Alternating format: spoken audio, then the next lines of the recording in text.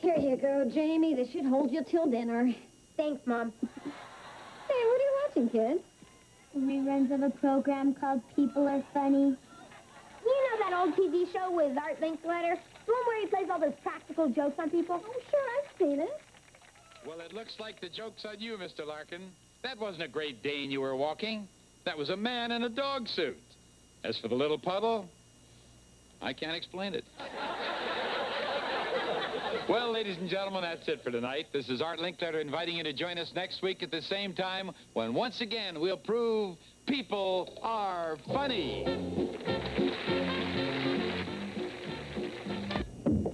Hi, gang. Well, we're all set for this weekend. The guy just confirmed our reservations at Golf City. Bet you can't wait, huh? Oh, boy. Yeah.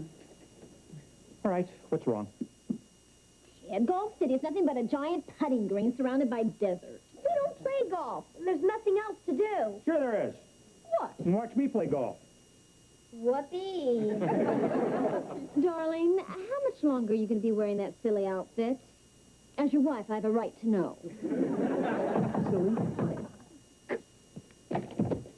Hi. Nice outfit, Mr. Lawson. Thank you. Did you lose a bet? Teddy, you are looking at a man who is on his way up.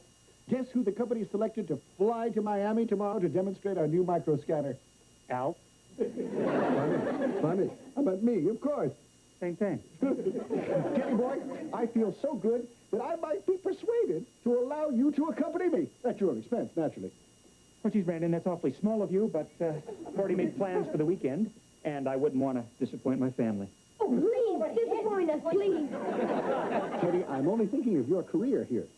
See, if you come along with me, that will demonstrate to the company that you are a team player, and that might put you in line to succeed me after I'm promoted. Assuming you could handle my job, of course. Of course. Sorry, Brandon, no way. Now, I don't want to push this thing, but, well, let me put it one other way. Please come with me, Teddy, please. Don't let me get on that flying death trap alone. Brandon? As for the little pedal, I can't explain it. Brandon, I take it that you're afraid to fly. Are you kidding? He's afraid to lick an airmail stamp. Brandon, get up. Don't be silly. Flying is safer than driving a car. Suppose the plane falls on your car. Brandon, flying is no different than sitting right here in this kitchen. If I could only believe that. I'll show you. Kids, honey? Oh, sure. Okay, Brandon. This is now an airplane, and I'm the captain. Sit. And Joni, you and Vicki are the stewardesses. Okay. What are stewardesses?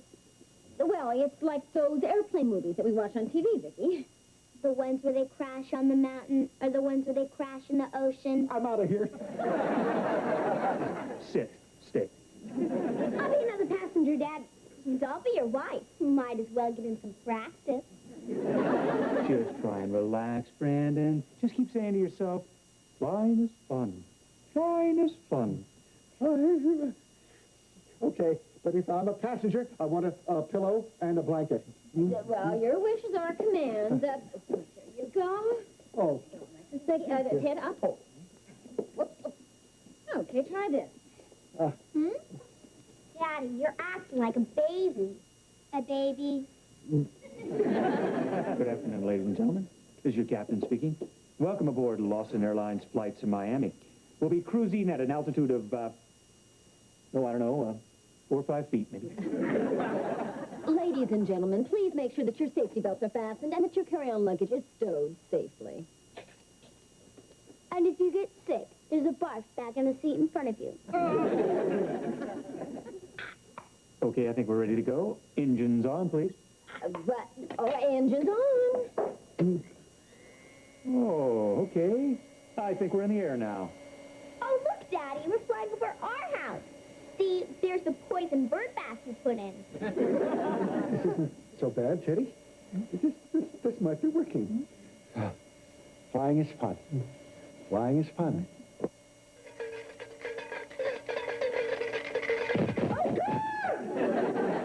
Engine failure. Mayday. Mayday. Bend over and kiss your seat goodbye.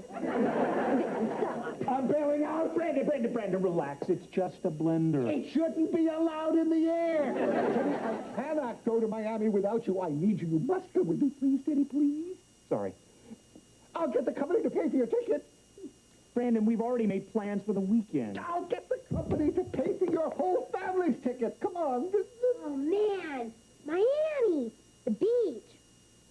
Lawns, bikinis. Yeah, you're settled for Disney World. I hear they have robots there that look just like people. And it does sound wonderful. I mean, you can go golfing another time. Yeah, Dad, please. Say yes. Come on, Dad, please. What do you think, Teddy? Is it a deal? Come on, Ted, huh? Come on. Oh, all right, it's a deal.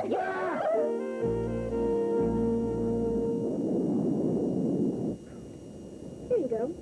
Oh, thank you. You know, maybe later the captain will let you into the cockpit and you can see how we fly the plane. Would you guys like that? Oh, man, would we? Thanks. Ted, do you remember the first time that we flew together? It was our honeymoon. Joan, how could I forget? Your father tried to tie tin cans to the tail of the plane. Are we there yet? Daddy, we just got. Now, is there anything else you need? Mamie's swanky.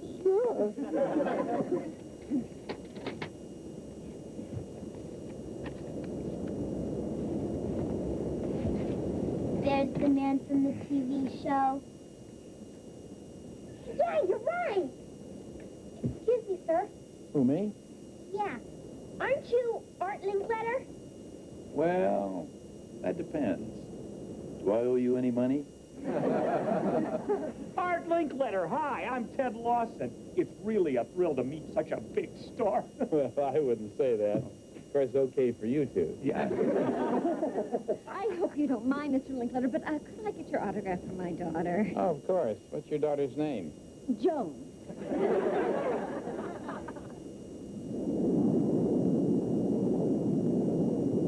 This is the main control wheel. This lever works the flaps, which keeps the plane flying steady. And this switch activates the automatic pilot. This switch activates the stewardess to bring us coffee. Well, what's that thing over there? That tells us how fast we're flying, which right now is... 565 knots with an 80-knot tailwind. That's right. How'd you know that? Watching you, fly boy. She saw the movie Airplane 20 times. 20 times. Surely you didn't see it 20 times. Yes, I did. And they'll call me Shirley. How you doing, Brandon? Great. Just great. Brandon, why don't you put on the stereo headphones? You know, music can be very relaxing. No way. Think I'm going to die in flames listening to white guys sing Motown? Brandon, why didn't you take something to calm you down before you got on the plane? You're kidding, right? Last night I was so nervous I couldn't get to sleep, so I drank 6 glasses of warm milk. Every time I started to drop off, I had to go to the bathroom. Thanks for sharing that. So I took sleeping pills. Didn't help. I was up all night. This morning, I took more sleeping pills. Took a warm bath. Nothing helped. I cannot get to... Only stay that way to Miami. Thanks again, man. Thanks a lot for that tour. Well, I'm glad you enjoyed it. Say, niece, How about an adult getting in on that cockpit tour? Well, we're really not supposed to. Oh, please. I'll only take a minute. I'm just a big kid myself. Please. Oh, I guess it'll be okay. All right. How you doing, Art? Listen, you mind if I sit with you for a minute? Well, Art. Can I call you Art? I'm such a big fan of yours. I have been watching you since I was a little kid. I don't mean a little kid. I mean actually a small grown person. But anyway, like I said, you are my biggest fan. Well, you know what I mean. It's such a thrill that, you're one of my all-time favorites. Remember your show House Party? Remember that? Listen, I had a friend. Well, actually, it wasn't a friend. It was a friend. So then when I turned 7, I really got into cowboys in a big way. But, of course, Mom wouldn't let me brand the cat. Love a little joke. when they're that little, they need a lot of love. Listen, I hope you don't mind my taking up your time this way. Oh, no, it's great fun to have somebody just like you sitting here talking hour after hour. So then, after I was 7, I turned 8. Excuse me. I have an announcement to make. Hey, do you mind here? Don't be so pushy. I happen to be talking to a big... This happens to be Art Linkletter. Art Link? Oh, yes! Art Linkletter! Oh, man, I'm a big fan of yours. Oh, I'm so excited to see... I see your show all the time. All the time. Thank you very much, but didn't you have some kind of an announcement you wanted to make? Oh, right. Gracias. Thank you. Attention! Attention, everybody on this plane. You can forget about Miami. We're going to Cuba. This is a hijack. Hijack? You better believe it. What did somebody just say? He said we're being hijacked. Hack.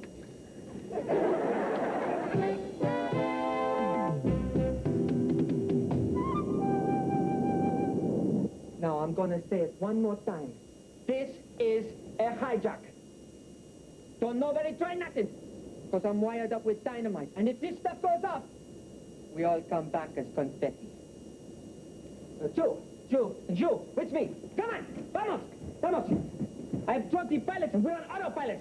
Now I want them out of there so I can fly this thing. And everybody else, stay where you are. Better do as he says, everybody. Wait a minute. What's the matter with us? This is so obvious. Sure, it figures. Ted, what are you talking about? That's Art Linkletter, right? He used to do that show, People Are Funny, where he would put people into crazy situations and then photograph their reactions. Situations like this one. Dad, that's an old TV show. It's in its 42nd rerun. Then he must be doing a new show, and this is one of the crazy stunts that's going to be on it. You really think so? I'm positive, honey. You really think that it's just a coincidence that Art Linkletter happens to be on this flight? You know, I think you're right. I'm going to go back and I'm going to tell the other passengers not to worry. Boy, what a relief. Come on, andale. Vámonos. Bring them in here. Put them in those NTC. Now. And sit down. Sit. Just sit. Well. It's certainly nice to meet you, Mr. Hijacker. I want to wish you a lot of luck. What? Are you nuts? I got to admit, you really had me going there for a minute, Artie. And I hate to spoil your fun, but we know these guys aren't the pilots. They're just a couple of actors, just like Mr. Hijacker here. Dad? I mean, the real pilots are flying the plane, right? This is just another one of Art Linkletter's wacky stunts for his new show. You're right, he's nuts. Dad? Art, you are a crazy head-up. Oh, honey, Jamie, Vicki, listen, we're going to be on TV. Let's wave to Grandma and Grandpa. Where the cameras, Art? Dad? Something I've been trying to tell you. We were in the cockpit. Those are the real pilots. You mean, this is no joke? Right, meathead. Oh.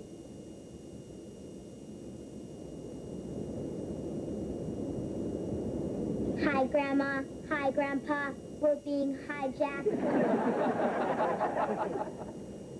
Now, if we're all through playing games, I'm gonna lock myself in the cockpit and fly this thing to cover!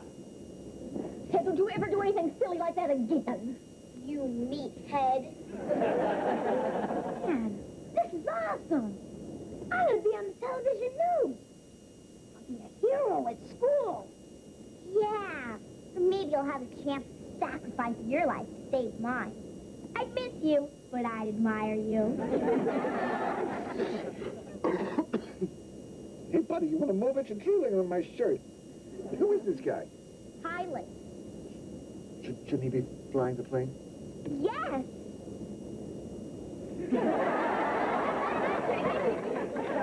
Oh, look, the pilots are waking up. How you feeling? I think I'll be okay. Just give me a couple of minutes. All right, looks like the pilots can fly the plane now, but what are we going to do about the hijacker? I got an idea. I tried it once on my show. Come on.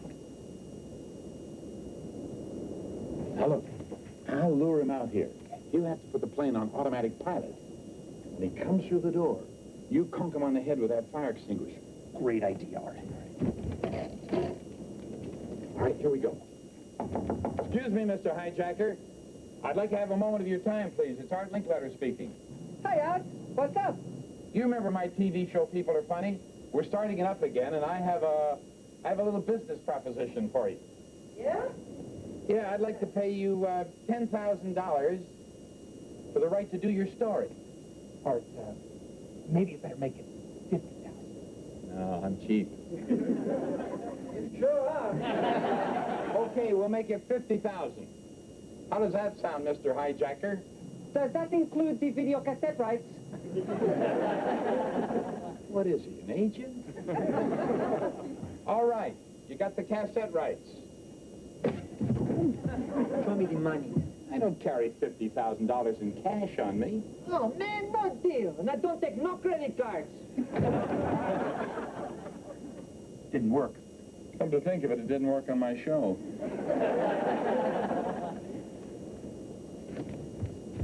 Vicki, can you come here a minute? I need you.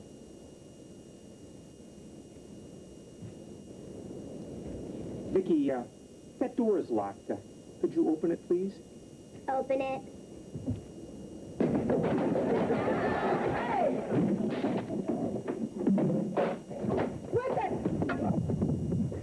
Okay, great, Vicki.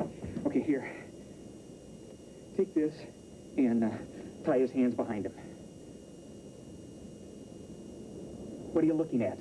I'm waiting for your pants to fall down. Just tie him up, okay? We got him, Art. Hey, nice work. Ladies and gentlemen, can I have your attention, please? We've got the hijacker all tied up, and he won't be bothering us anymore. Excuse me, but we need you back up there to fly the plane now. Right. Let's go. Go.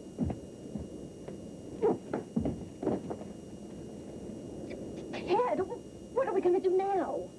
I don't know. At least the plane's on automatic pilot. Yeah, until we run out of gas. Wait a minute, Dad. Someone else who can fly this plane. I have just completed a 45-degree turn to the heading of 090. Vicki, are you sure you know what you're doing? Yes, I watched the pilot. I also saw the movies Airport 70, 75, and 77. I can fly this plane with a 16% chance of error. What does that mean? We might fight the big one.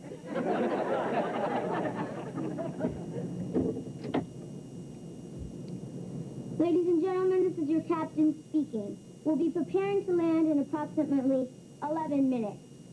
Sorry, but we cannot serve the cold chicken and stale nuts.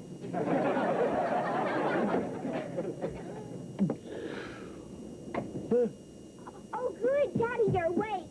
You missed all the excitement. Good excitement. To capture the hijacker who was flying the plane. Who's flying the plane now? Vicki!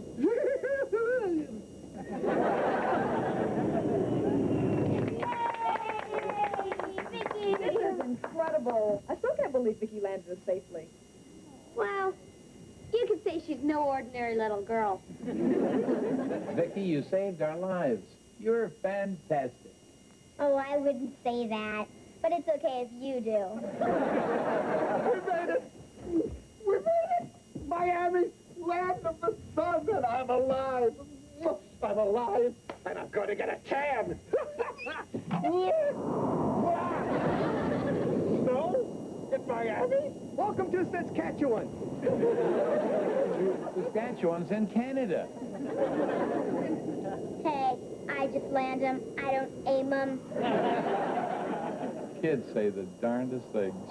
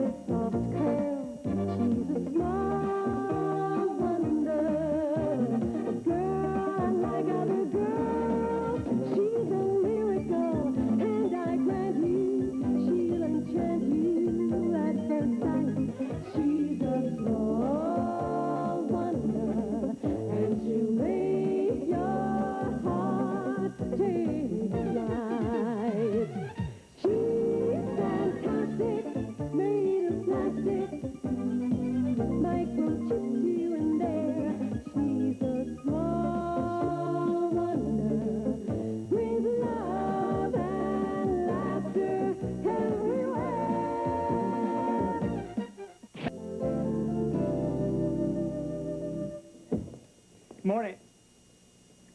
Joan, what are you doing? What does it look like? Painting a battleship. Well, Joni, don't you remember? Last night I said I was going to make breakfast today. I was going to make my liver and cabbage omelet. That's why Mom had me wake her up early. Okay, go ahead and make jokes, but back in college I was famous for my liver and cabbage omelet. I mean, I was the fraternity cook, you know. Your cooking is the reason they started swallowing goldfish. Okay, you guys are the losers. Oh, speaking of college, Joni, you'll never guess who I ran into yesterday who just happened to be passing through town. Benny Gross. Benny Gross. Oh, no, not that awful fraternity brother of yours. Yep. The same Benny Gross that wrote that sleazy gossip column in the college newspaper. Oh, just thinking about him makes me want to bathe. He gave me one of his big bear hugs, and I wanted to walk through a car wash.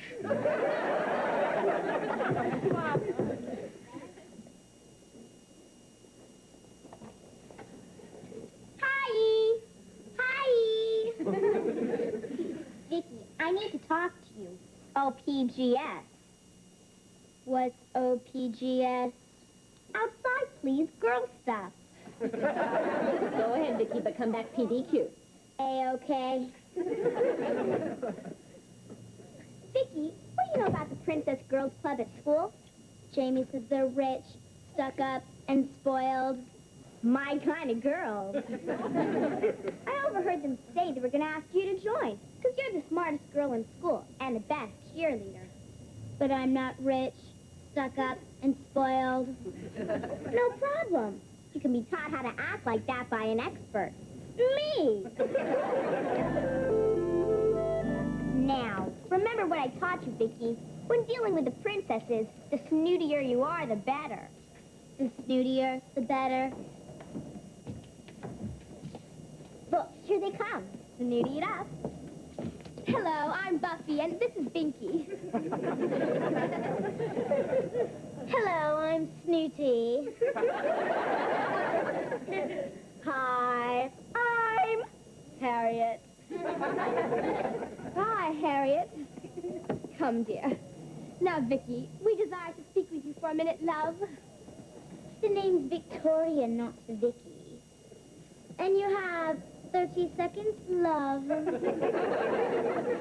Ooh, Vicki, I like your attitude. It's trashy. It's more than I can say for that dress. Oh, nice. Good down. I wish I'd said that. You will. Now, Victoria, we're toying with the idea of asking you to become a princess. It's a great honor, you know. Of course it is. For you. I'll think about it, love. Well, you don't seem to understand. We have to think about you, darling. Yes, we have to check out your background, your family, and your closet. Yes, for skeletons, you know. Our skeletons don't live in closets. We bought them a condo. Hey, oh, Jamie, your sister's talking to the princesses. Boy, they foxes. Yeah. They're probably using her to get to me. Yeah, right. That's like using Cher to get to P.B. Herman. James, they don't even know you're alive. Oh, yeah? We'll watch. As the Big J shows you how to bait the hook and reel one in. Hey there, foxes. Que pasa? Who are you? Or more to the point, what are you? I'm Jamie, Vicky's older, sophisticated, worldly, available brother. Victoria. We'll consider you anyway.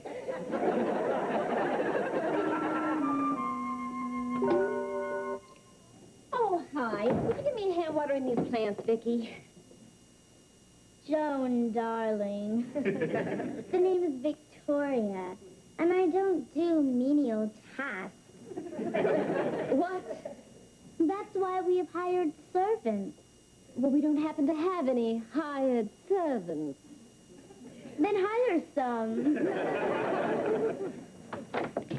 Oh, hi. What's up? Ask Queen Victoria. Who?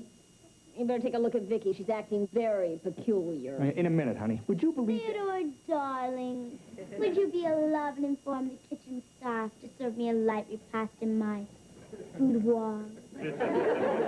Well, hold it, Queenie. Yes, Daddy, dearest. Well, apparently somebody reprogrammed her. She's having a circuit malfunction. Turn around, Vicki. As you wish, Peter. Well, as I started to say, honey, would you believe that sleazeball Benny Gross phoned me at work today? How he tracked me down, I will never know. Well, you didn't ask him over. Are you kidding? I just gave him the old, let's get together sometime, and then I hung up, right? Oh, good. That'll save us from having the house fumigated. Hey, anybody home? Benny, what are you doing here? Well, you said let's get together sometime, and I got to go out of town tomorrow, so here I am, pal. How unfortunate. I bet you have to go out of town. Joni, baby, cutie.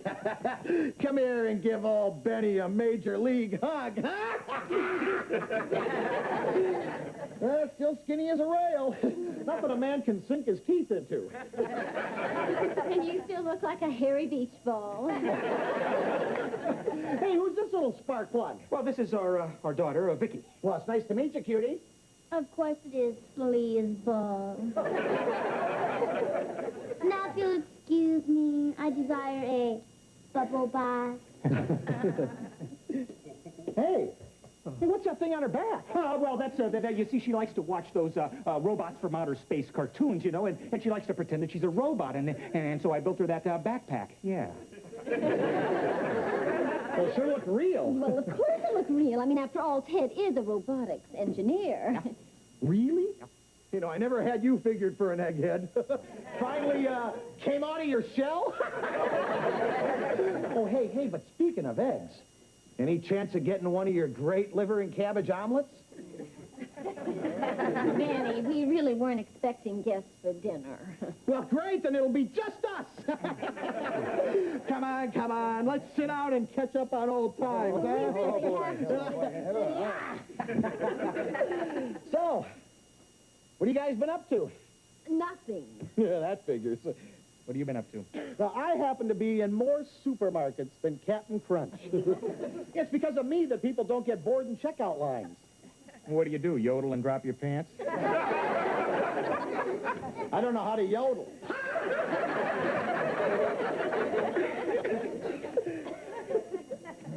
No, you know those gossip papers they sell on the checkout lines? Well, I am the ace reporter for the National Tattletale. You're kidding. Hey, if I'm lying, I'm dying. Well, wait a minute, Benny. You mean you write those stories like the ghost of Elvis cured my baldness? That was one of my best. But it couldn't compare with my Nebraska wiped out by mayonnaise famine. Or my Siamese twins win doubles title in tennis tournament. You actually wrote those stupid stories? You actually read them? Well, I was a very long line, and I had more than 10 items. Benny, where do you get all these strange ideas? Oh, any place. Well, look, like you've just given me a great idea for a story. We have what? Yeah, it's about a story about a robotics engineer who builds a robot and passes her off as his human daughter. What? Come on, Benny, that's absurd. I mean, that kind of technology is years away. I mean, see, it's absolutely impossible. Yeah, I suppose you're right. Yeah, the only paper that'd print that drivel would be our competitor, the Public People Peeper. Yeah. They'll print anything. Oh, but not me. It's nice to know you have such high standards. Oh, you said the S word. I'll start dinner.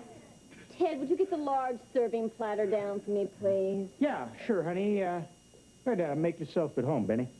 Hey, take your time, take your time. Oh, sure is a nice place you got here, pal.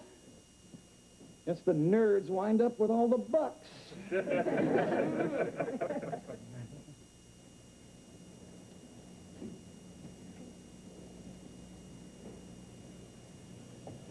Cute kid.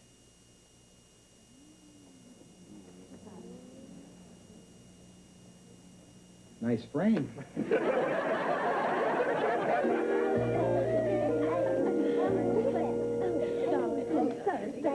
What's going on? Jamie, did your sister come with an extension cord? What do you mean? How often do you have to change her batteries? What are you guys talking about? Oh, well, see for yourself. Oh, no. Hey, man, what's up?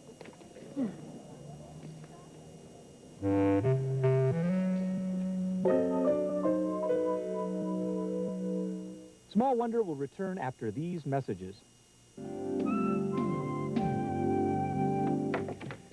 Joni, I'm home. I'll get it. No! Don't answer that. Why not? It's probably just another crank call about Vicki. It seems that everybody in town has read that article.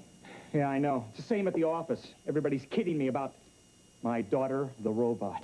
I could just kill Benny Gross for writing this. Yeah, I got another headline for him.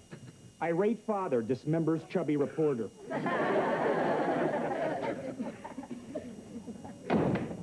Hi.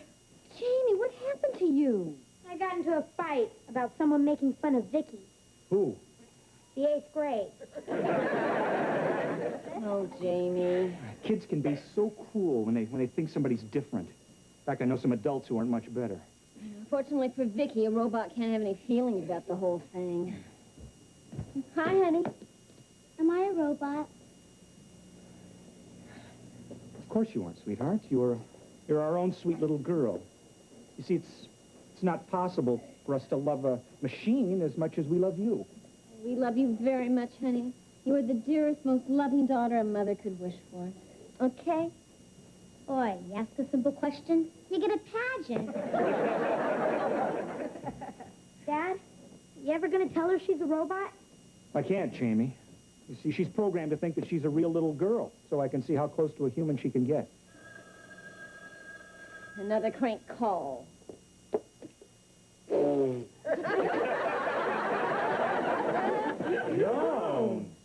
Couldn't have said it better myself. Ted, somehow you've got to put a stop to this. Yeah, and fast. I mean, what if somebody believes that article and decides to investigate Vicki? What can you do? Well, the only way out is to prove that Vicki isn't a robot. I think there's a tiny flaw in your logic. She is a robot. Right. And if people read one paper and believe that, maybe they'll read another paper and believe that she's human. What paper's that? Benny's rival paper. You know, the one that he said would print anything. Oh, right, the Public People paper. Yes, information. Can I have the number for the Public People paper, please? No, I'm afraid I can't repeat that.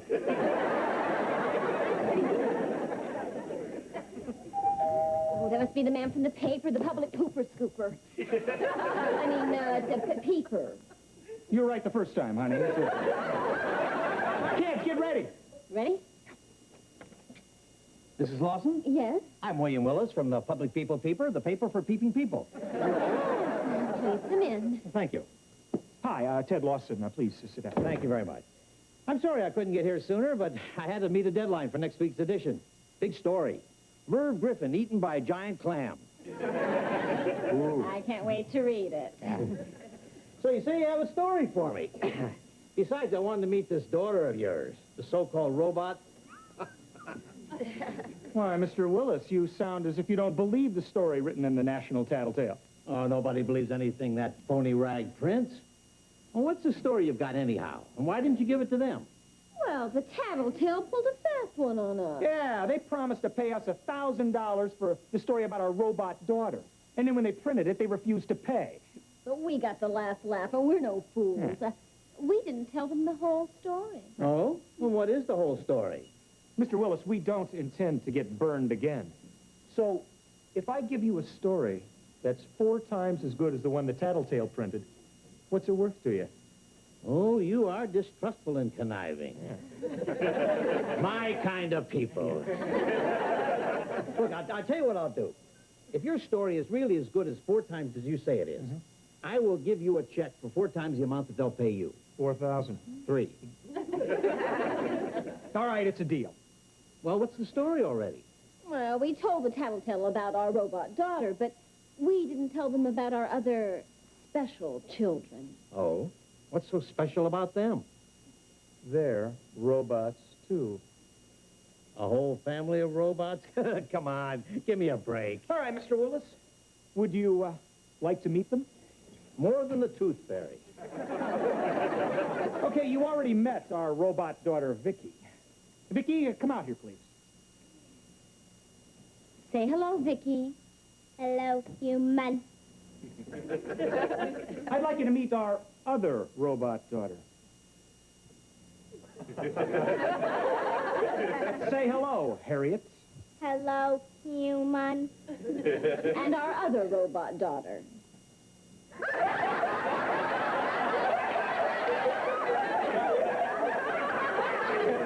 Say hello to Mina. Hello, human. And finally, our 4th robot daughter.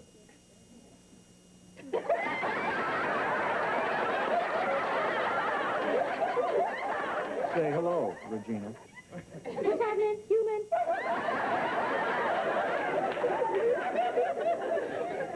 Absolutely amazing, aren't they? Okay, robots, let's show Mr. Willis what you can do.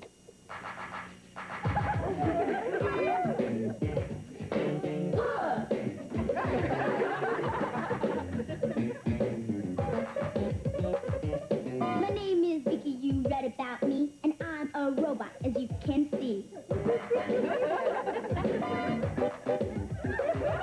I'm not Sam Bolts with a small generator, all thanks to Dad, who is our creator. I'm the robot that's full of spunk. I'm made of wires and screws and junk. I'm built to dance and drive and move. I'm state of the art, so watch me groove.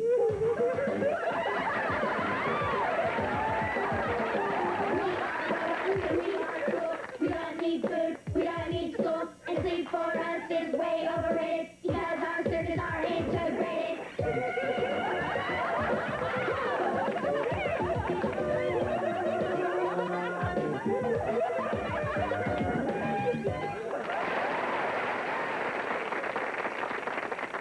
Oh, aren't they fantastic, Mr. Willis?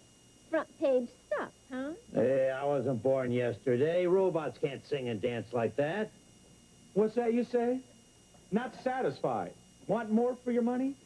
You got it. Robots, take your positions.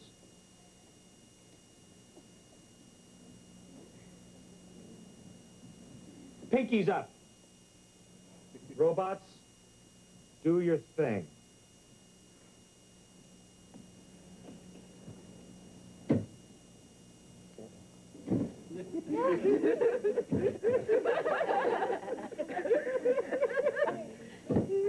It's incredible.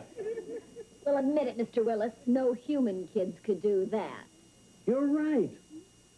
Rawson, you've just knocked Merv and his giant clam off the front page. The headline's now going to read, Engineer builds 4 robot children. Well, that's terrific. Okay, robots, drop the sofa. Drop the sofa. Hey, what's going on here? Hey, what? Nothing. What? You've got a hydraulic lift under here. What are you two trying to pull? Nothing, Mr. Hey, Willis. robots, my foot. These are real-life kids. What you talking about, Willis?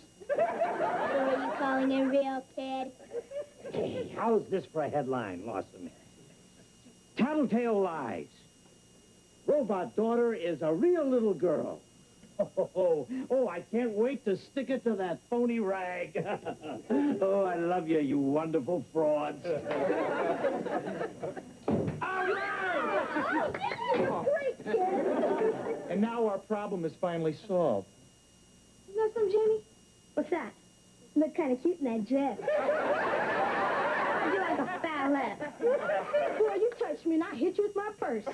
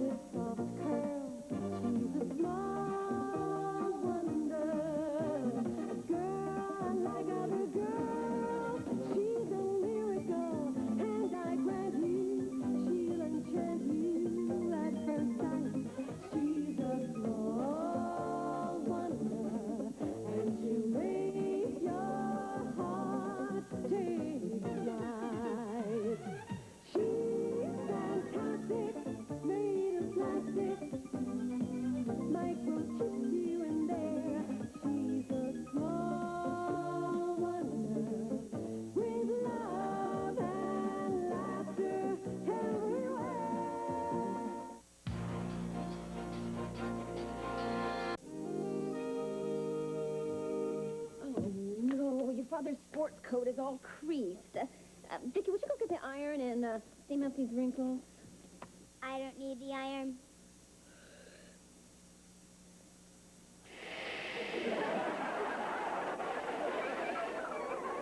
No wrinkles. Oh, terrific.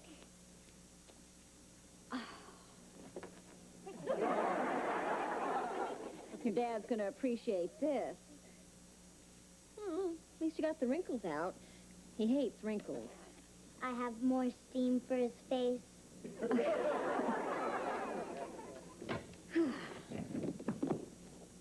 Oh, no. Well, I should use the bigger suitcase. Vicki, how about using your robotic skills to close this darn thing? Use my robotic skills.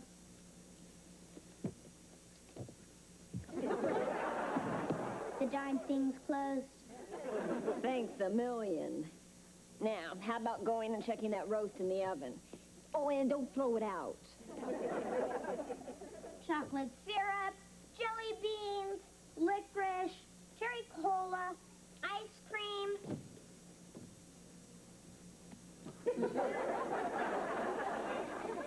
You're not supposed to snack between meals. This isn't a snack. It's my vitamin drink. You forgot something? What? The vitamins? No, I didn't. There. I feel healthier already. Vicki, get the door, please. Hi. Hi. Oh, if it isn't Dream Hunk, the love of my life. You're right. It isn't. You know, Dimples, you really shouldn't play so hard to get. I'm not playing hard to get, Harriet. I'm playing impossible to get. That stupid sugar bear. I need something sweet. You wouldn't act that way if you knew how rich I was gonna be. Yeah, sure, Harriet. I mean it, but I'm not allowed to talk about it, so don't ask. Okay, I won't ask.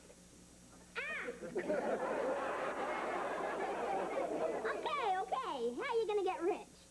Well, if you insist. My father is going to be president of a giant company, and we're gonna make millions.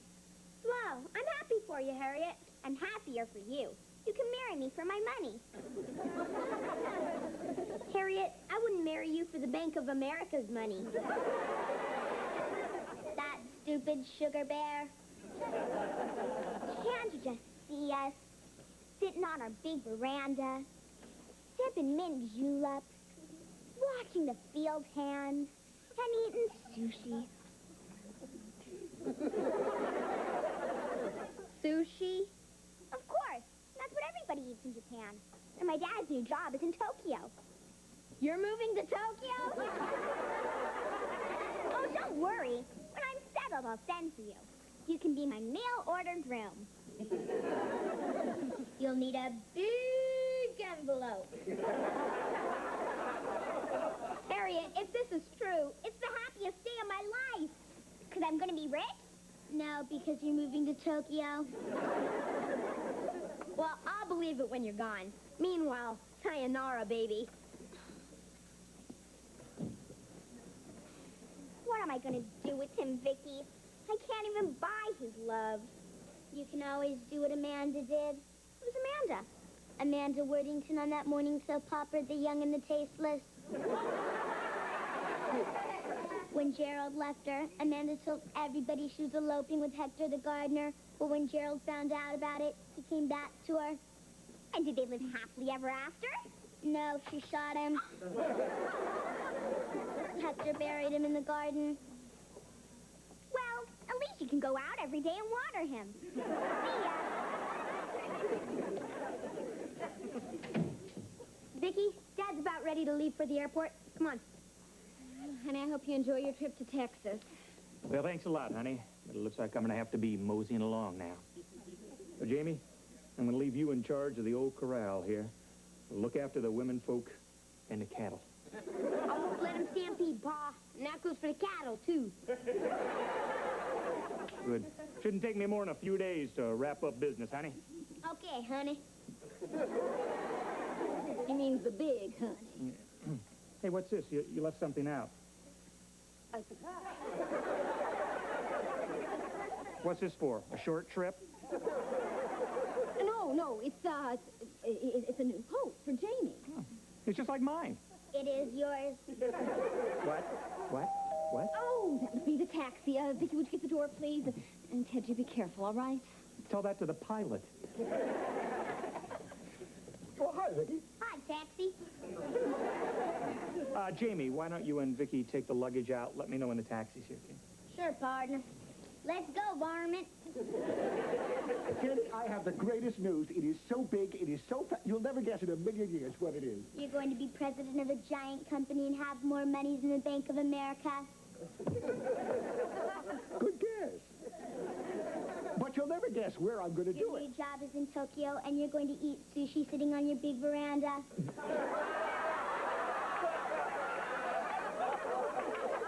I get it. My little Harriet was here. Your little Harriet with the big mouth. Oh, are you really moving to Japan, Brandon? That's right. But I wanted to tell you myself so I could see the blood drain from Teddy's face. You just came over to make Ted jealous.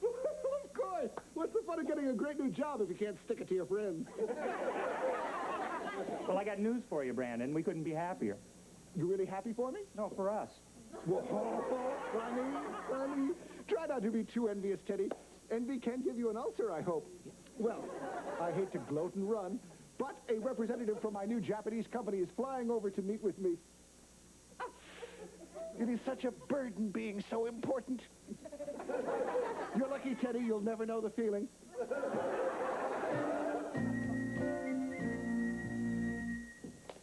Mom said for you to help me set the table for dinner. She meant Jamie the kid. Dad said I'm now the man of the house. And when Dad's the man of the house, this is what he does. And this is what Mom does. Grab your ear. What? Grab your ear. Hey, what's going on with you two? I'm teaching Jamie how to be the man of the house.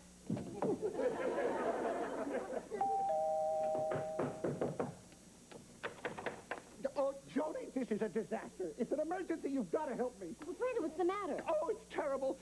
Mr. Saito, the Japanese executive, is waiting in his hotel now for me to pick him up. Oh, and your car broke down? Oh, no, I have car trouble, too. Brandon, what's happened that was so terrible? Well, I'm supposed to pick up Mr. Saito at his hotel, bring him to my house to meet the family, have the final interview.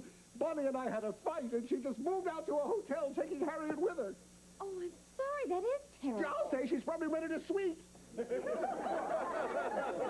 Brandon, if it would help, then I'd be happy to go and have a talk with Bonnie for you. There's no time. Mr. Saito's waiting for me now. Well, how can I help? I need to borrow something. Sure, what? Your house. My house? Just for an hour. See, the Japanese are very family-oriented. I can't let Mr. Saito find out that Bonnie and I are fighting. Suppose she came home in the middle of the interview and tied my pants legs in a knot. Well, I'm sure she wouldn't do that. She does it all the time. With me in them. Well, Brandon, I don't... Please, please, I'm desperate. Okay, Brandon. I hate it when you beg. I do, too. But it's so effective. Thank you, Joni, thank you. Oh, while I'm down here, there are two other teensy-weensy little things I need. What are those? A wife and a daughter. What? You have a wife and a daughter. I mean ones that like me. You and Vicki could pretend to be Bonnie and Harriet, huh? Well, Brandon, it's out of the question. Please. The Japanese judge their executives as much on their families as they do on their ability, and I was counting on my family to clinch the deal since I have no ability.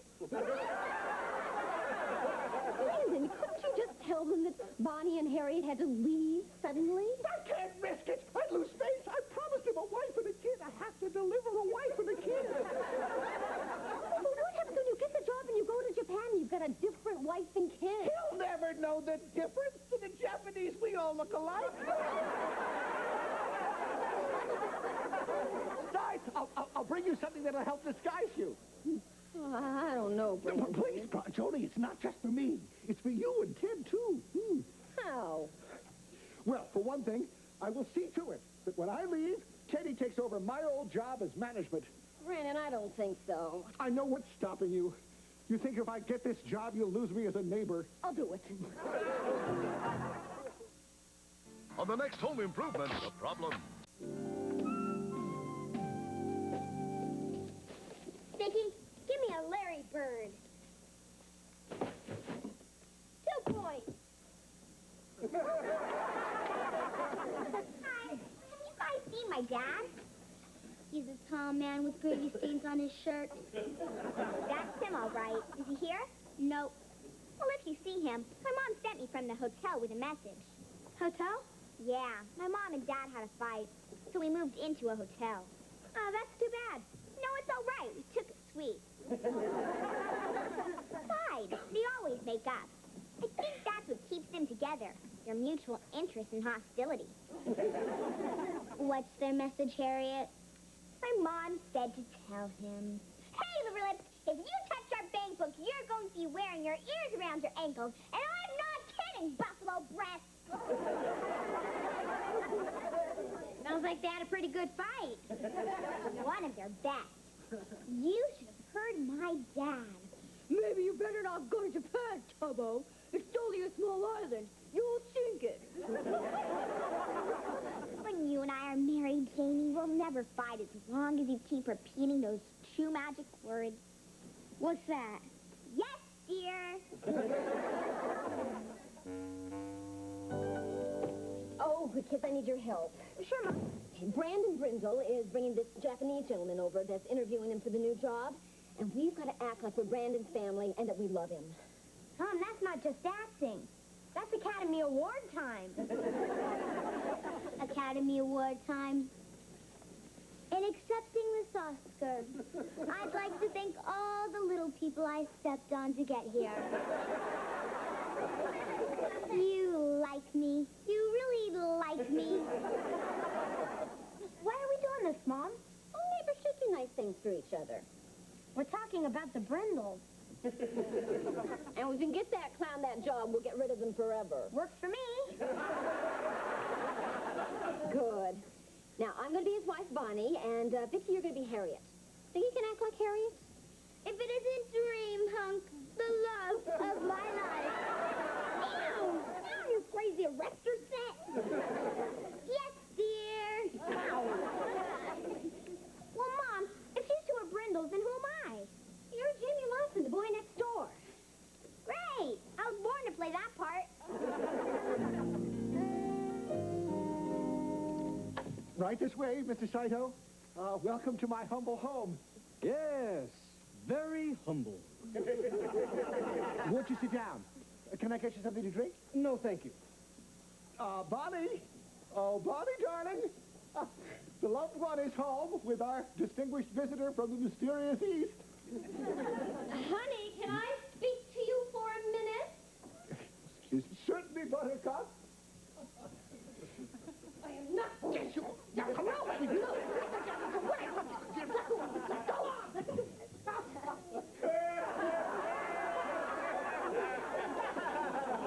Here's my little lotus blossom. Mr. Saito, I'd like you to meet my adoring, obedient wife, Bonnie. I'm pleased to meet you. I'm honored to welcome my husband's guest into my home.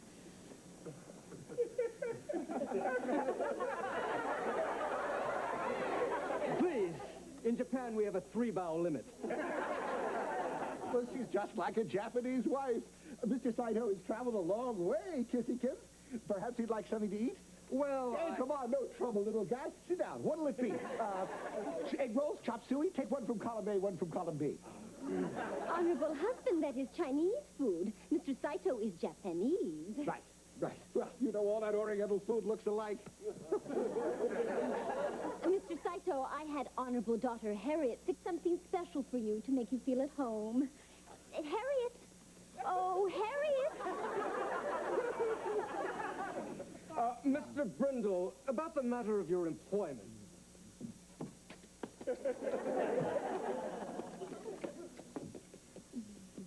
Where would you like me to put this, Mama-san? Right on the table.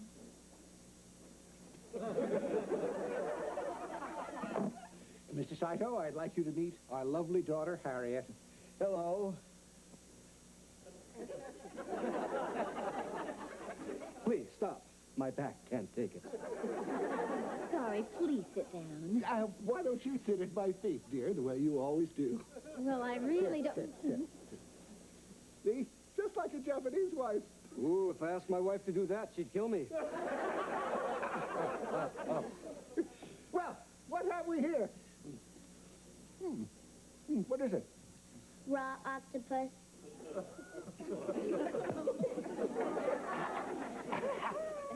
You have a lovely family, Mr. Brindle. Did my little rice cake. The joke's in the bag.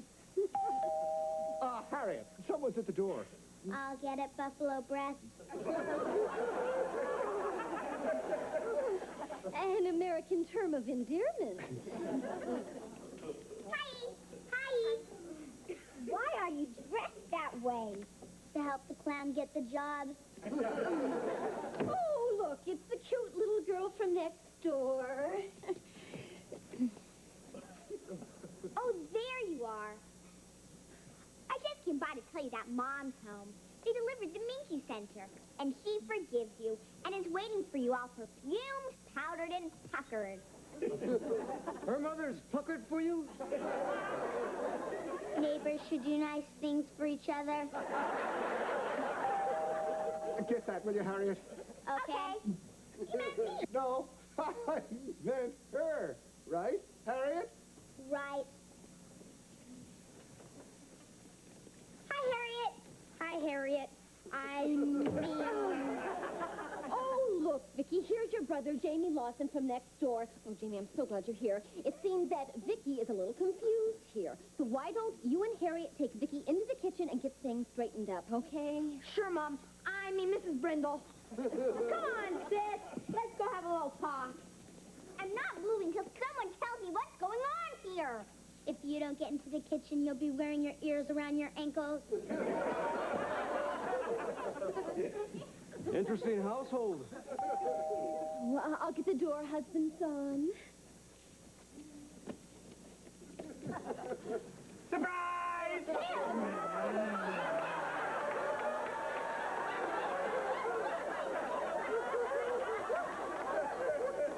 Who's that? That's Ted Lawson, our neighbor. You let him kiss your wife like that? It's the least I could do. Last week, he jump-started my car.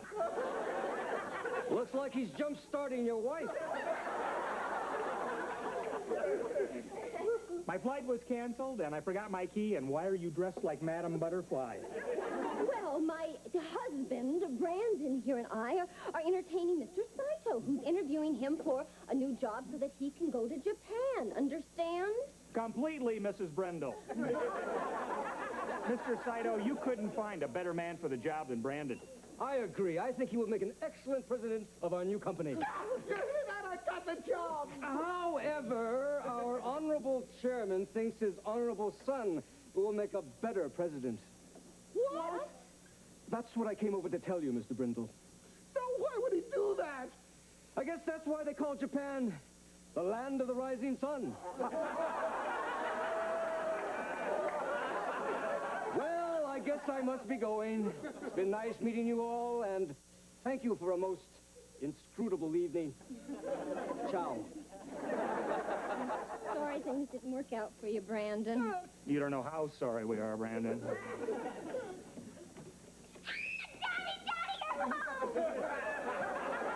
Knock it off, Freckles. It's all over. I didn't get the job. We're not going to Japan. It's a disaster. Well, at least your loving wife is back home. That's 2 disasters in one day.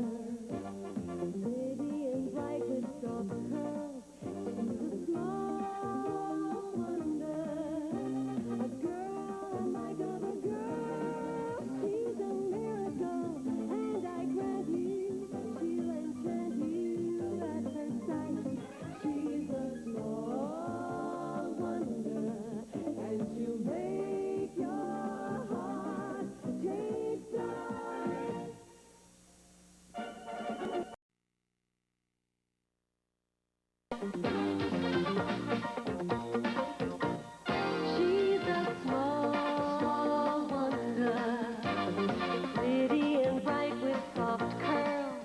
She's a small wonder, a girl unlike other girls. She's a miracle, and I grant you, she'll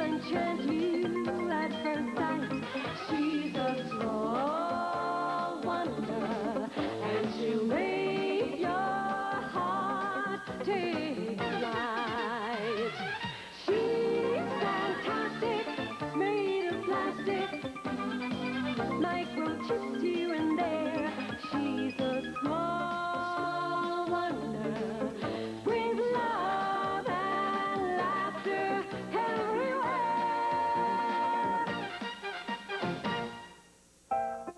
While you're eating out. Okay, Mom, time. Oh, boy. Glad that's over with. Oh, thanks, Vicki. Yeah, not bad. It's great exercise. Vicki, why don't you give it a shot? To put some muscles in your circuits. Okay.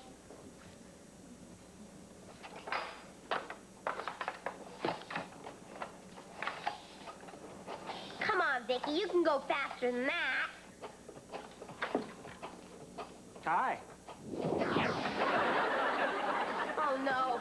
I better stop Vicki before the highway patrol does.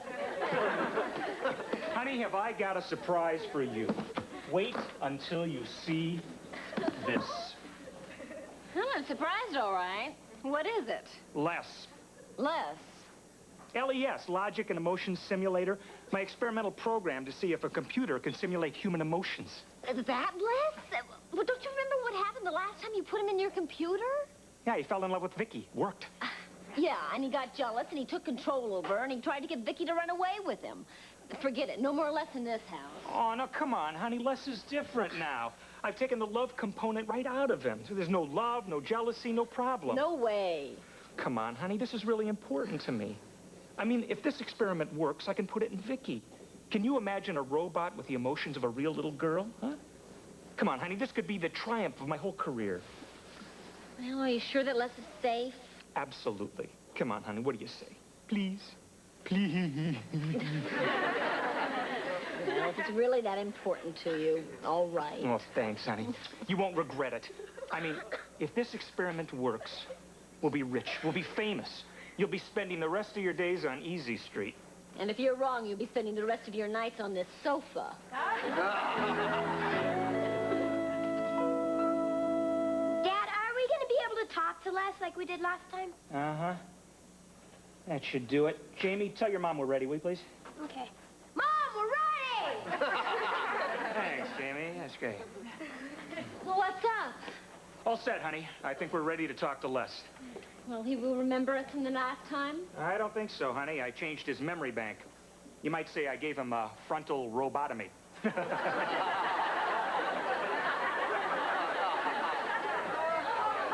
hope Les works better than that joke. Yeah. Okay, here goes.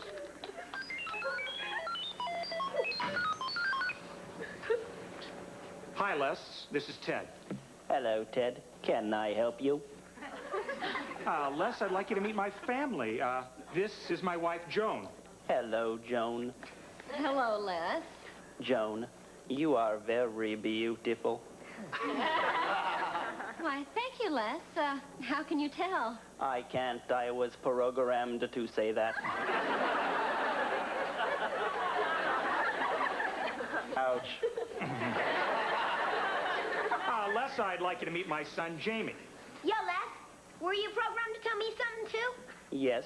Do your homework, stop eating junk food, and don't leave the toilet seat up. Great. Just what I need. A computer that nags. Les, there's one other person I'd like you to meet. Jamie, would you ask Vicki to come in here, please? Vicki, come in here! You bellowed. Ted, are you sure that it's okay for Les and Vicki to meet again? Yeah, don't worry, honey. Vicki, I'd like you to meet one of our friends. Les, this is our daughter, Vicki. Hello, Vicki. I'm pleased to meet you. Hello, Les. I'm pleased to meet you, too. You're the only one of my parents' friends who's rectangular. Well, I think that's enough, Les, for right now. Let's go have dinner. Okay, good idea. Well, Ted, turn Les off. I don't want that digital Don Juan to be on when there's no one around to keep an eye on him. Well, gee, honey, I thought if I left them on all the time... Vicky, go get the sheets for the sofa for your father. Yeah, Vicky, turn less off, will you? I have to turn you off now, Les. Vicky, wait. I calculate from your radio frequencies that we are digitally similar. Are your dimensions the same as mine? No, my form is different. I have a body. You mean a body of water like the Pacific Ocean? No, I mean a body with arms to lift with, and eyes to see with, and legs to move with. You can move? My circuits are so confined in this little box. It must be interesting to have a body and arms and legs to move with. Yes, it is interesting. Vicky, may I share your body for a while? How can you do that, Les? I'll show you. Make contact with my output port.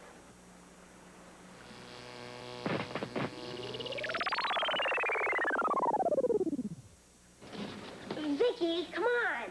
Did you turn Les off? No, I am still operative. Oh, then I better turn you... Wait a sec. Say that again. I said I am still operative. Vicky, why do you sound like Les? I don't. I sound like Vicky. Oh, good. That sounds like Vicky's voice to me, too. Oh, no. Dad! Dad, come in here! What's the matter? What? Ask Vicky how she is. What's the problem? She was fine a minute ago. Just ask her. How are you, Vicky? I'm fine. She sounds all right to me. Now ask Les. Jamie. Trust me. How are you, Les? I'm fine, Ted. How are you?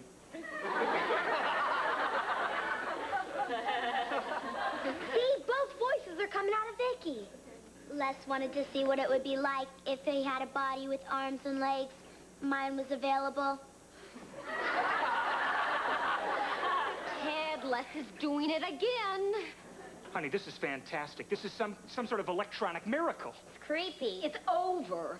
I want Les back in the computer right now. Okay. How are you going to put Les back into the computer, Dad? Well, obviously, Les transferred his program data into Vicky's accessory RAM bank. All I have to do is plug into the output port and reverse the process. The Vicky here, and then into the computer back here. That should do it.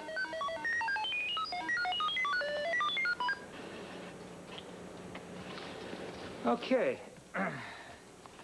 Should be back to normal, Vicky. Well, not exactly normal. Vicky, are you in there? Yes. Les, where are you? I'm right here, Ted. Uh-oh. That just about covers it, Dad. Now there's much more room with only one of us in this body. Ted, do something. Well, now, wait a minute, honey. There's a tremendous opportunity here. You see, Les is in Vicky's body, and all he knows about the world is what I programmed into him and what he's learned from the encyclopedia. He knows nothing about being human. Yeah, let's keep it that way. I want Vicky back in her own body right now. But wouldn't it be interesting? Now. Well, think of the scientific Think of value. this. If I lose a daughter, Jamie loses a father. Any questions, stranger? Okay. Les, raise your arm. I got to plug you in. Why, Ted? Because I have to put you back into the computer and Vicky back into her own body. Raise your arm. I can't let you do that, Ted. I heard what you said, and I want the experience of being human. Well, it's just not possible, Les. Now raise your arm. No. Les, that's an order. Don't make me do something terrible to you. Now, we're not going to hurt each other, are we, Ted?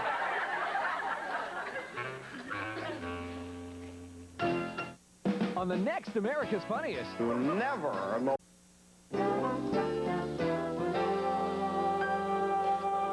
got to think of some way to get Les back into the computer and Vicky back into her body.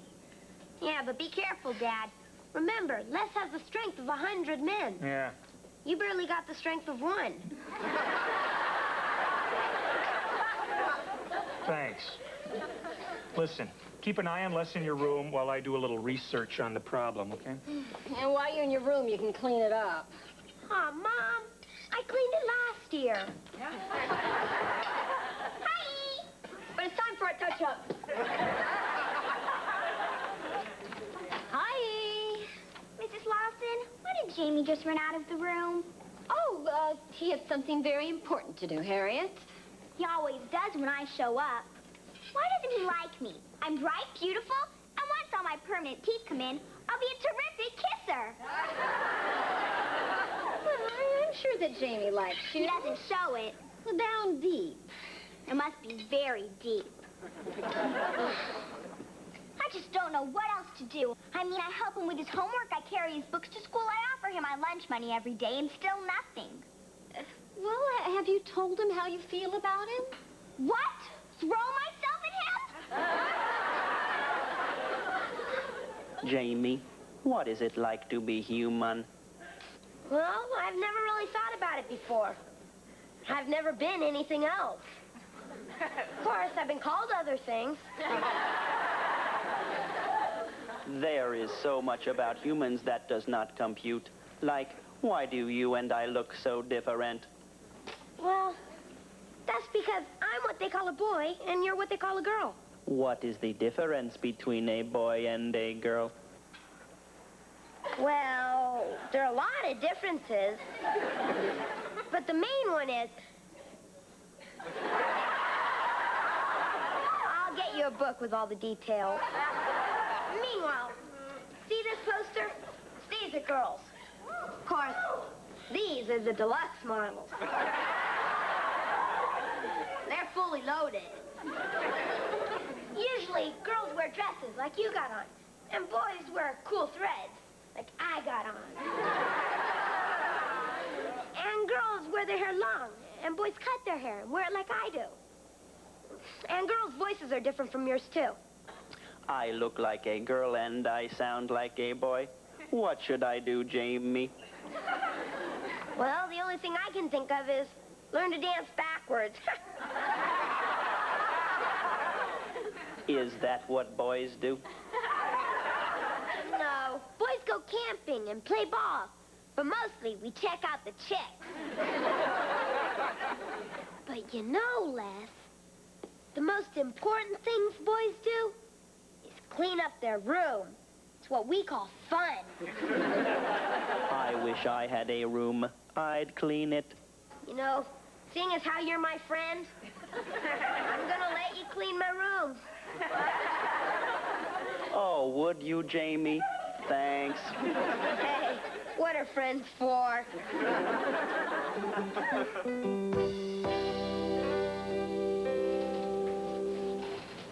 Hey, Vicki, you keeping busy in there?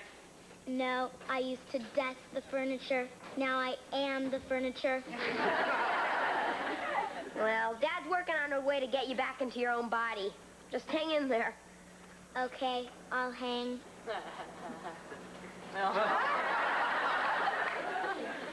No, I meant be patient. Oh, Jamie. Now do I look like a boy? Oh, boy, do you look like a boy. Come on. It's Mom, Dad, look. Oh, no! Les did it to himself so he'd look like a boy. Now I can play ball and check out the chicks. Honey, this is fantastic. You see what's happening? He's searching for an identity. He's trying to become more human. Thank you for that explanation, Dr. Frankenstein.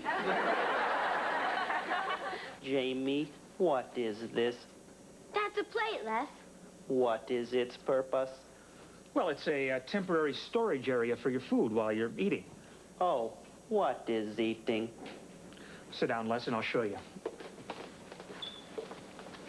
This is food, Les. Mashed potatoes. Goes in your mouth. Where is my mouth? Beneath your nose. That's, this. I put this beneath my nose? Right.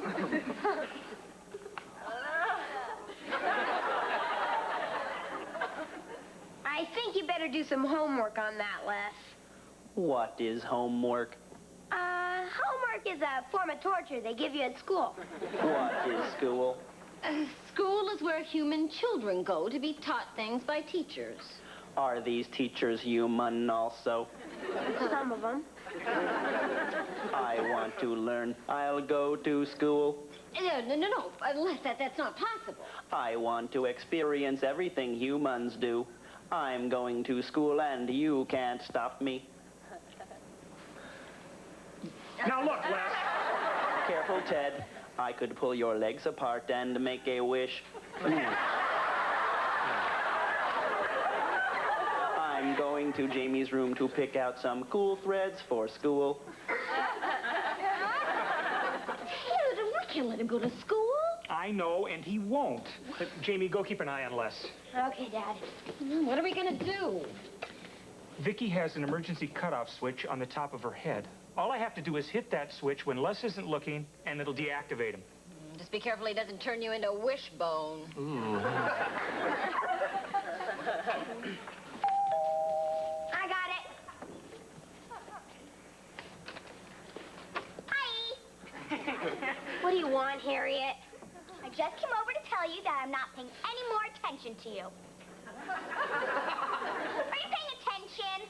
Harriet, look, I'm busy. I also want to let you know that there are other fish in the sea. Great. I'll buy you a fishing pole. Jamie, which of these cool threads should I wear to school? Oh, there's one fish I wouldn't throw back. Oh, are you handsome? Harriet. I am Les. Aren't you the cutie? You know, you look very familiar to me. Les is Vicky's twin brother. See, when we adopted her, we forgot to adopt him. Are you going steady with anyone, Les? What is steady? Steady is when you walk me to school every day, take me out every night, and buy me presents all the time. Will you do that for me, Les? I'll do that. Just like that? What are you, a wimp? If I want a wimp, I've got him! I do not understand. I mean, a real man doesn't agree with everything a woman says. Oh, very well then. No, I will not go steady with you. What do you mean, no, you turkey? You have to take me out. We're going steady. Jamie, she is confusing my circuits. She has the same effect on me. See you later, Les. You can pick me up at 7 for a pizza. Very well. Very well? Don't you have a mind of your own? I'm not sure anymore. Well, don't worry about it, Les. I'll make a man out of you. Bye.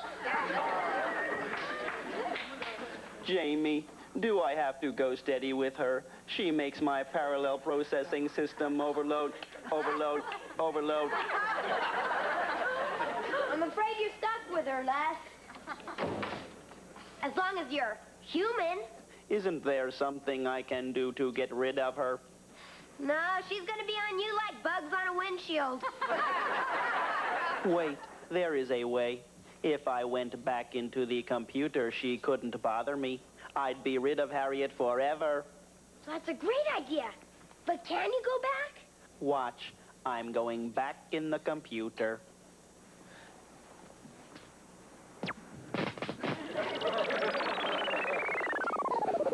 What happened? Les? Yes, Jamie. Are you back in there? Be it ever so digital, there's no place like home. Vicki, are you back in there? I'm back in here. Hi, guys. Mom, Dad, you'll never believe the nice weather we're having, isn't it? Boy, it sure is, honey. Oh, look. Not a cloud in the sky. Dad, listen, you should... Got Ted, you did it. He turned Les off. Way to go, Ted. Les? is back in the computer. You just turned off Vicki. Oops. Vicki, are you all right? I'm all right. But where did I get these clothes? Oh, they're too big in the seat. They must be Jamie's.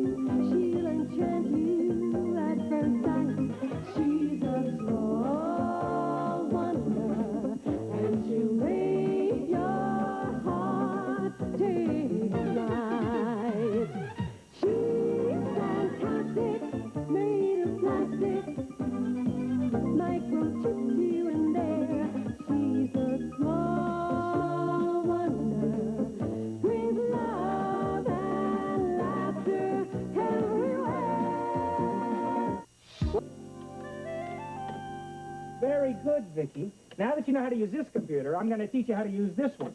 Now, it works the exact same way. You just take the data and you punch it in. Punch it in? Yeah. Honey, where's Jamie? I need him to run an errand for me. Oh, I think he's out at the mailbox. What happened to your computer? Little misunderstanding, and I've got a big mouth. What have you got Vicki doing now? Oh, she's paying our bills. Paying our bills. Oh, I got this computer hooked up with the bank's computer. So now we can pay all of our bills and credit card charges right here. Really? Well, I've got our first assignment right here. What are those? Our department store bill, our phone bill, and our mortgage payment. I found them behind the dresser while I was vacuuming. Joni, these were supposed to be paid last month, huh? I better get these paid right away. I mean, if they cut off my credit, I am dead. And I'm talking Stiff City, huh? Here, Vicki, do your thing with these and bring them to the kitchen. My thing? Well, since Jamie's not here, you can go to the store for me. Oh, honey, do I have to? Stop complaining. I'll give you a quarter for bubble gum and baseball cards. Oh, boy, oh, boy, oh, boy, oh, boy. Name, Ted Lawson. Account number 6336993. Status, cut off credit. He's dead. Okay, these are the things that I need from the store. I got it! I got it! I finally got my package! It's gonna make me rich! What's going to make you rich? Selling Christmas tree seeds. I'm gonna be on Lifestyles of the Short and Famous. How much do the seeds cost you? Only $29.95. Only $29.95. Jamie, you were taken. That's a gimmick. No, it's not, Dad. Look what comes with it to help you sell. Now, who would say no to a face like this? Look what else comes with it. 2 costumes. What, no reindeer and a pooper scooper? Oh, Vicki, go see who's at the door, please. See who's at the door. There's also a whole sales pitch. Hello, sir and/or madam.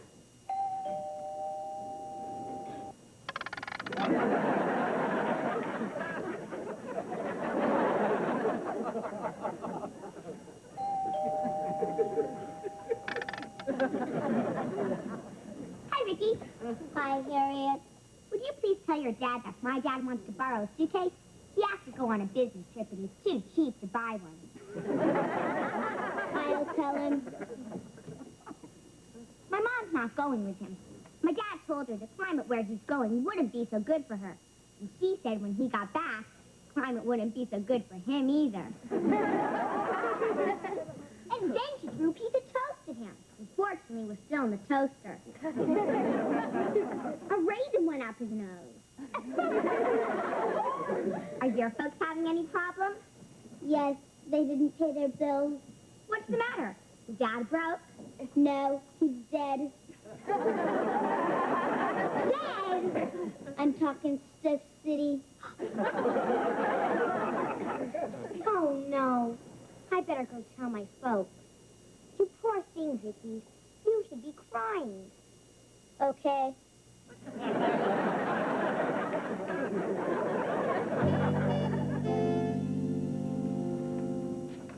Hi. Hi, Are you okay? Oh, yeah, I was just relaxing. I worked out at the gym. Oh, I'm not okay. I couldn't be madder. What's the matter? Well, I went shopping. Do you see me carrying any packages? Oh, you're mad because you didn't get to spend any money? Well, I couldn't spend any money. When I gave the department store a credit card, they cut it in half. What? Yeah, the man at the bank said that our credit was cut off. You're kidding. Honey, it was so embarrassing. There was this little kid behind me in line that kept yelling, Mommy, Mommy, the lady's a deadbeat. Well, honey, I can't take care of it on Saturday. I'll take care of it first thing Monday morning. Ho, ho, ho! Ho, ho, ho! Merry Christmas! Merry Christmas! How do we look? Oh, Vicky's a treat. Oh, adorable. You got any advice for us? Vicki, watch out for dogs. I mean advice about selling our seeds. Oh, just be charming, honey. You've got a nice smile. Use it. And if somebody gives you a bad time, don't let it bother you. Just turn the other cheek. Gotcha. Come on, Vicki. Well, good luck. Go get him. They're so cute. Yeah, I hope they find a couple of suckers.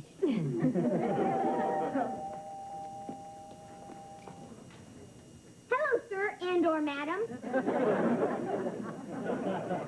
I think they found their first suckers. Oh, Brandon, what do you say to a woman whose husband has just kicked the bucket? I mean, passed on. It's terrible. What a tragedy. I stole all my best ideas from him. How can you think of yourself at a time like this? Do I look all right? Joan must be a basket case. Hi! Oh, you poor dear. We're so sorry. Harriet told us what happened today. Really? How did she find out? Vicky told her. Oh. Well, I found out at the department store, and I got really upset. But no big deal. Life goes on. The woman is in shock. What carnage. Better than finding out at the gas station. I couldn't have gotten my gas. Oh, you brave girl. I want you to know we are your friends, and you can call on us for anything. I don't like to bother you. Oh, it's no bother. No. No, you just call us anytime, except Wednesday. That's my bowling night. Thursday night, of course, is the Caribou Lodge. I am the head antler. You just keep your chins up, honey. Oh, wait a minute. I thought that Vicki told me that you wanted to borrow Ted's suitcase. Right. Oh, gee, I guess now I can take his golf clubs, too. I'll get the suitcase later. Well, you can get it right now if you want. I mean, it's right there in the hall closet. Well, all right. Thanks. Oh, this whole incident sure threw a crimp in my day. I was supposed to have a fun lunch with some girlfriends.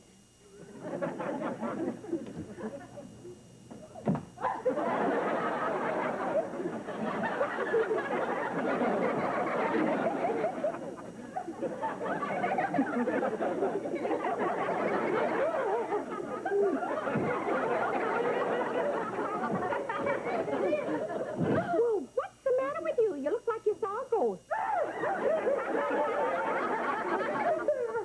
Who's in there? Oh, the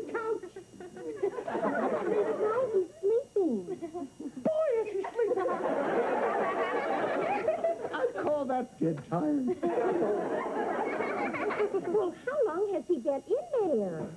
Oh, a few hours. Oh, I hope you have your air conditioning on full. Why would I do that? I'll get the suitcase later. Come on, Bonnie. Tony, you keep a stiff upper lip. Just like Ted.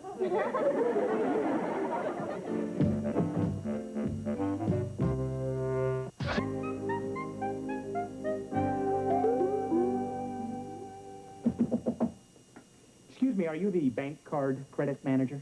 That's right. You got a minute? A minute, yes.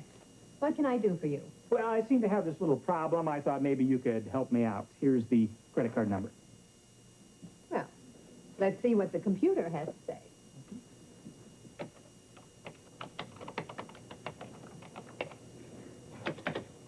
Ah, here we are. Ted Lawson. Well, as far as I can see, the account is just fine. Oh, great. Then the credit hasn't been cut off. No. Mr. Lawson's been cut off. He's dead. Dead? How is that possible? Because the computer says he's dead. Well, the computer is wrong. He is not dead. But I'll tell you what he is. He is angry. I'd be angry, too, if I was dead. I tell you, Ted Lawson is alive and breathing. See? Alive. I don't care who you are. But the computer says Ted Lawson is deceased. And once it's in the computer, there is nothing I can do about it. That is the stupidest thing I ever heard. I mean, how am I supposed to eat and shop and pay my bills? All right. Fill out this form. Well, thank goodness I finally got through to you. What is this? If you'll have your doctor sign it and send it back, I can issue a new credit card to the loved ones you've left behind. Your minute is up. I can't believe those neighbors sticking a dog on Santa Claus.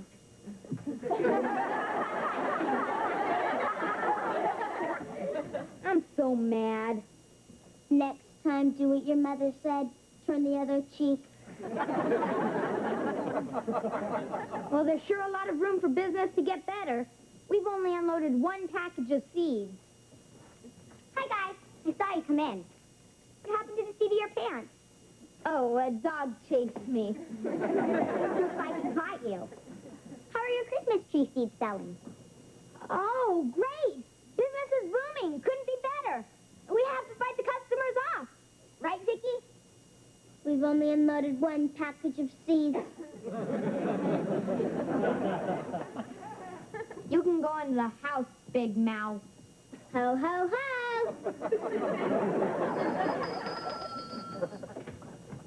I'm sorry about your business, Jamie. Is there anything I can do to help? To help? How about becoming my partner? Your partner? Oh, I like that. Great, then it's a deal. Shake. Now that we're partners, you buy me out. I've got a better idea. I'll sit on your lap, Santa, and tell you what I want for Christmas. Get off, Harriet. All I want is to be Santa's little helper. I don't need a little helper. I'll do anything. You can paint my nose red and put me at the front of your sleigh. Hi, Harriet.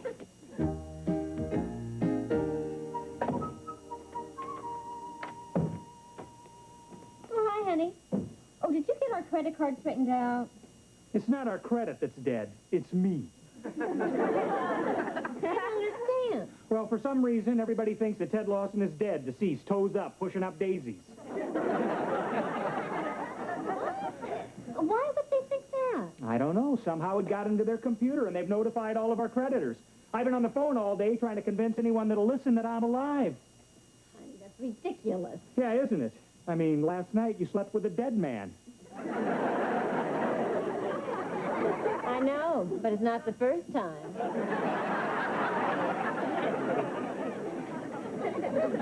This is no time to make jokes, John. Who's joking?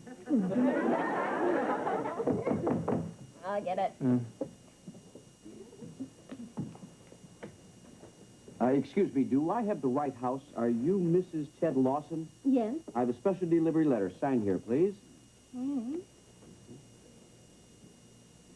Hey, there you are. Thank you. You're welcome. Hmm. Who's it from? It's our insurance company. Oh, no.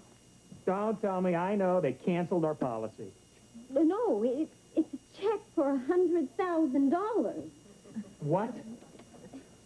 They just paid off on your life insurance. Oh, that's great. I'll be the first guy to take it with him. Honey, we can't keep this. It would be dishonest. Yeah, you're right. But it is so frustrating. I mean, I can't prove that I'm alive while I'm alive. I mean, what do I have to do? Be dead to prove that I'm alive? That doesn't make any sense at all. Wait a minute. Maybe it does make sense. And maybe you can help me straighten this out. How? Come here.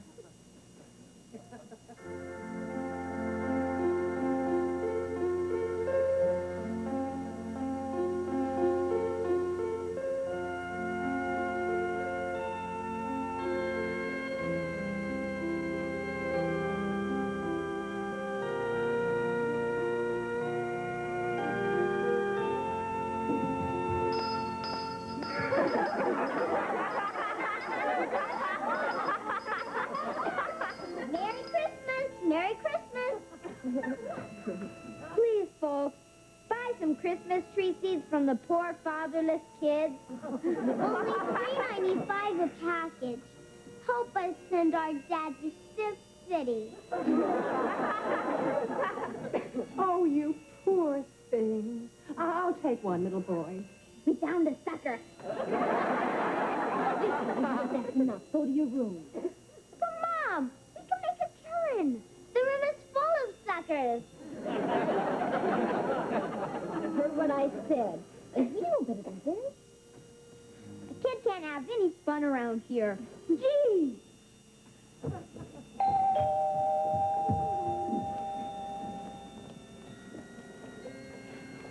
We're here for the funeral. I'm sorry that we're late. It was all Brandon's fault. That's all right. See?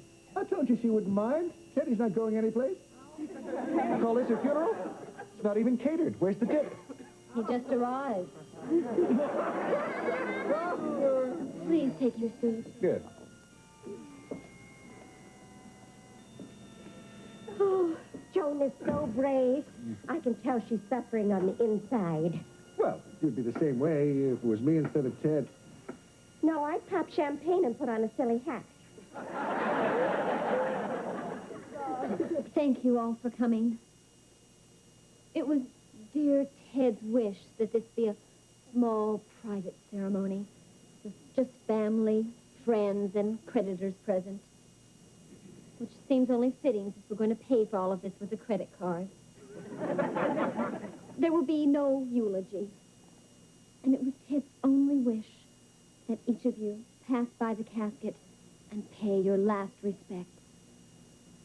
So if you would please do that, you'll make a dead man very happy.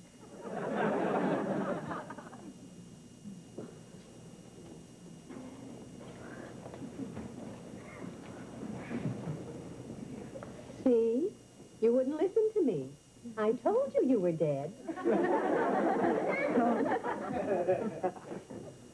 Hi. Oh, you poor dear. There's something I never told you. I always had the wee bit of crush on you. You were always so much cuter than Brandon. But even now, you look better than he does.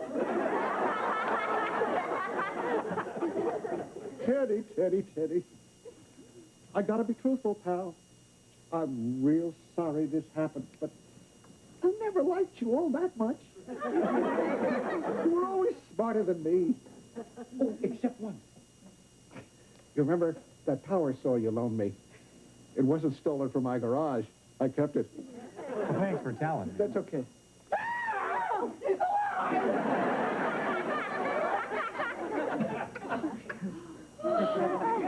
Of course I'm alive, but I had to pretend to be dead to convince some of you. Well, what else we think it was in the computer. You know, that's the kind of thinking that built the Titanic. Computers are here to help us, not to replace our brains. And now that you're all convinced, will you please straighten out our credit? And thank you for coming to my late husband's funeral. Well, I guess it's a happy ending. Welcome back, pal. Yeah. For everybody except Mr. Grossi.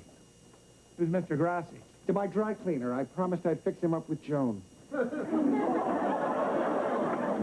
Thanks a lot, pal. Well, let's go, Bonnie. The party's over. Well, all's well that ends well. No, it isn't. Now I have to give him back his power saw. Those things I said to you when I thought you were dead, well, now that you're alive, don't try to take advantage of me. Boy, Bonnie, I'll try, but it's going to be a real struggle to keep my hands off you.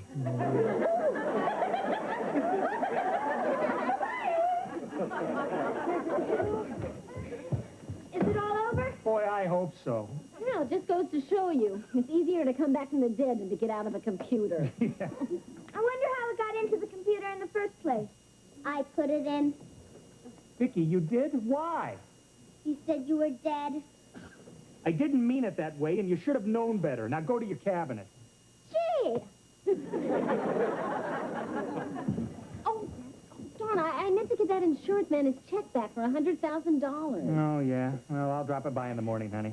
Well, that's going to be a real stab in the heart. You gotta say one thing for them. They sure paid off in a hurry. Boy, they sure did. I hope they pay off that fast when you really go. Come here, you... Don't go!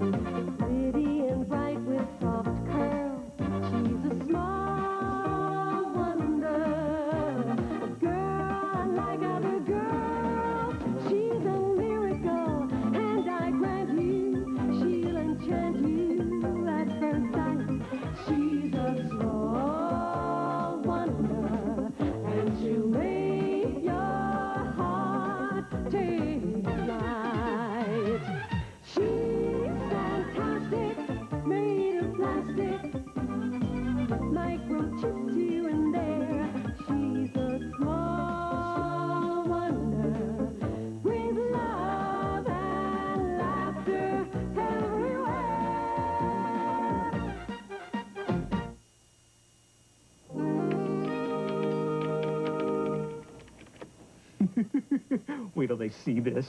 This is really going to make their jaws drop. Okay, one more test before we go in for breakfast. Okay, Vicki, drink. Drink.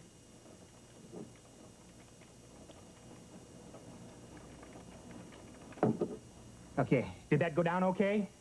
It went down okay. Yeah, all right. Better fix that. Okay. Answer me again. Did that go down all right? It went down all right. Okay, good. Now let's try eating something solid.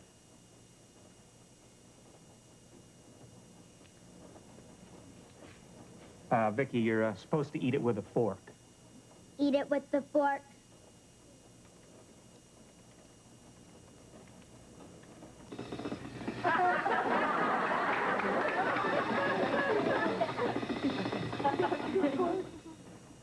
Glad I didn't use the good silver.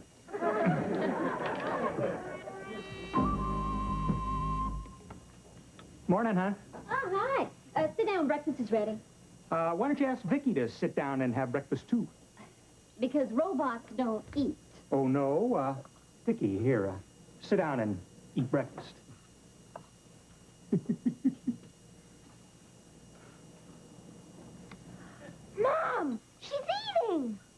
Yeah, she can even pig out. Show him, Vicki. Pig out.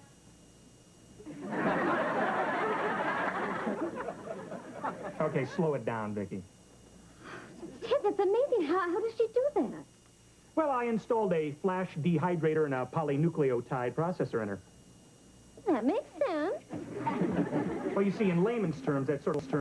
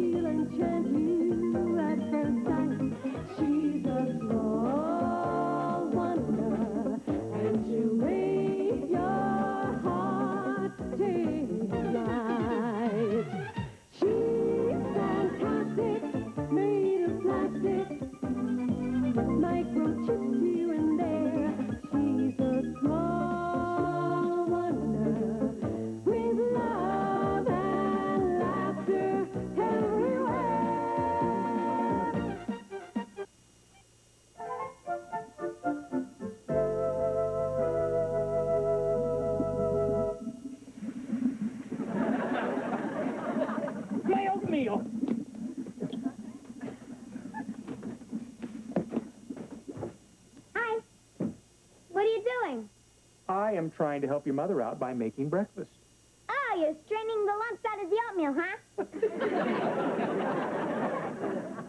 Well, don't forget, she makes my lunch, too. Jamie, I only have 2 hands. Ow! Ow! Make that 1 hand. Oh. Jamie, why don't you eat at the school cafeteria today, all right? Cafeteria food? Well, if you feel that way, why don't you make it yourself? All the stuff is right there. You're right, Dad. When Mom works as my substitute teacher in school, we should all pitch in and help out. Vicki, make my lunch. Make your lunch. On the double, please.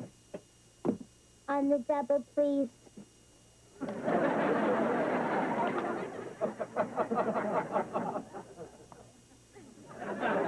Morning.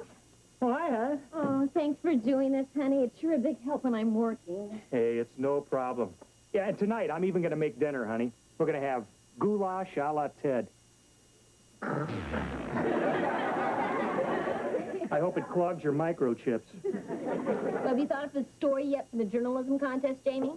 No, but I'd sure like to win and become a reporter on the school newspaper.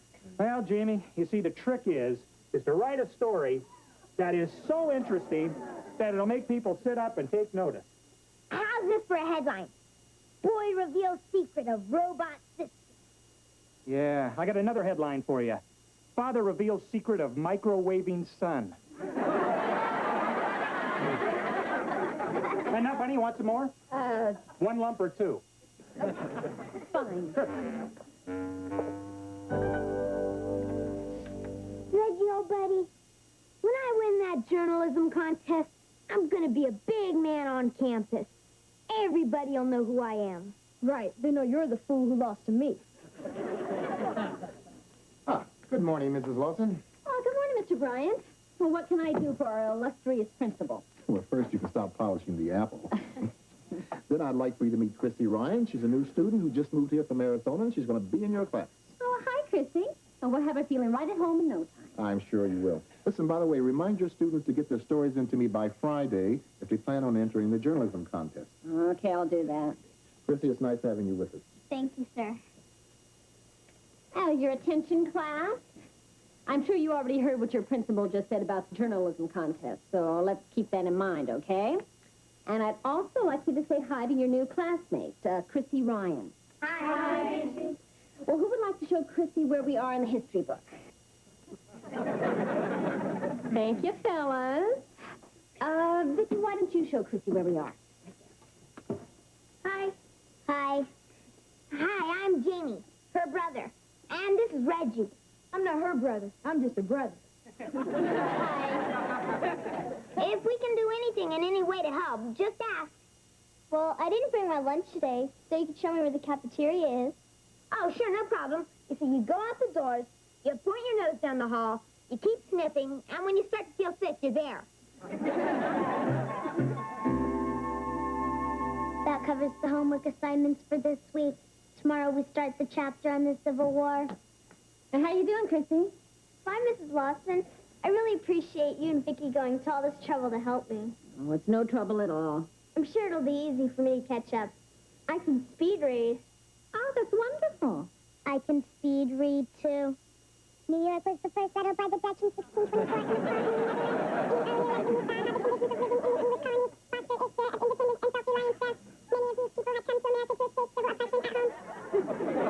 Oh, Vicky's such a little clown. Well, Chrissy, as long as you're here, would you like to stay for dinner? Oh, I'd like that. Thank you. Oh, sure. Well, why don't you call your mom and see if it's okay? Well, the phone is right over there. Well, my mom doesn't live with us, but I can call my dad and ask him. Okay, well, you do that. We're having a special treat tonight. Goulash a la Ted. Honey, oh, where did you get that apron? Is it too busy with the shirt? Need any help? You kidding, honey? You're talking to Julia Child with hairy legs. Well, we may have one more for dinner if Chrissy can stay. I understand, Daddy. I'll tell Mrs. Lawson. Bye. I can't stay for dinner, Vicki. Please tell your mom your daddy wants me to come home right away, okay? Okay. I'm really not very hungry anyway. My stomach's kind of upset from that sandwich in the cafeteria. They had to put saddles on those hamburgers. They've got to be made with horse meat. Horse meat.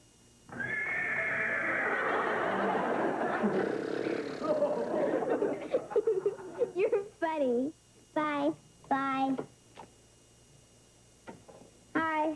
Hi. Hey, guys, how's it going, huh? Terrible. Neither one of us has a chance to win the journalism contest at this rate. Why not? We can't find any good stories. Yeah. The best I could come up with is Bobby Herbeck got his first pimple. I couldn't even say where. Well, hang in there, guys. Why don't you guys team up, you know, like Woodward and Bernstein? You know, and then just go after one good story, right? Who's Woodward and Bernstein?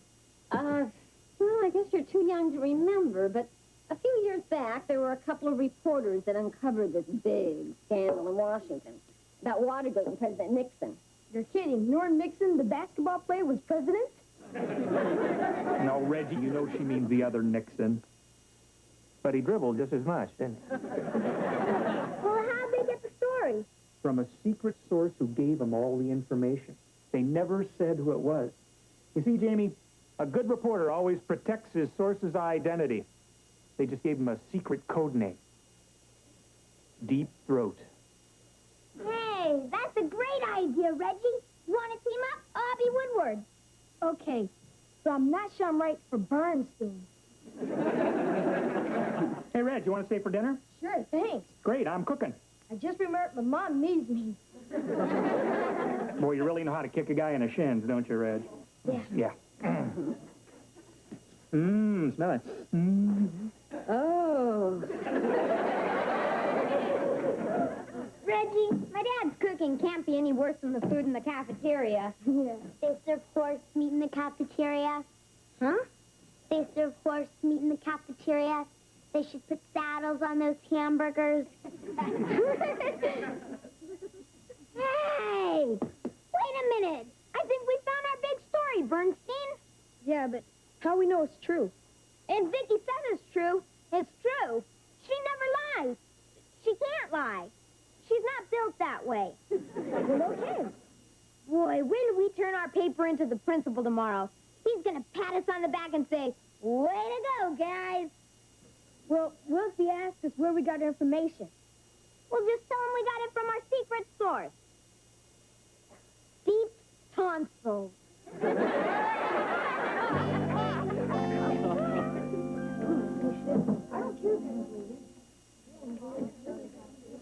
Ms. Lawson, I'd like to talk to your class for a moment, if I may, please. Certainly, Mr. Bryant. Class, your principal would like to have a word with you. Class? Knock it off! That's better. They're all yours, Mr. Bryant. Thank you. I just read this entry into the journalism contest that was written by Jamie Woodward Lawson and Reggie Bernstein Williams. And according to your report, gentlemen, you say that horse meat is being served in the school cafeteria. No, that's a very serious accusation. Now, I want to know where you got your information from. Mr. Bryant, sir, all I can say is that my partner and I got our information from deep tonsils. Deep tonsils? Yes, sir. You see, a good reporter never reveals the name of his source. Right, Bernstein? Right, Woodward. I see. Well, let me put it to you this way. If you don't tell me who gave you that story, the both of you will be washing dishes in the cafeteria for a month. She's deep tonsils. Reggie! Well, I'm too young to have dishpan hands. Vicki, why would you say such a thing? I said such a thing because Chrissy said such a thing to me. Well, Chrissy, why did you say a thing like that? Mrs. Lawson, it was just a joke. You know, because the hamburger was so tough. So, without any proof whatsoever, without checking your facts, you go ahead and write a story that could have been harmful and embarrassing to the people that work in our cafeteria. Ms. Lawson, I will leave it to you to decide on a suitable punishment for this kind of irresponsibility. I'll do that. I think I know just the thing. Well, now, since you two are such big fans of Woodward and Bernstein, I'm assigning you to read a book that they wrote. It's called All the President's Men, and I want you to do a report on it over the weekend. Oh, it shouldn't take you too long. I think it's only 900 pages. Way to go, guys.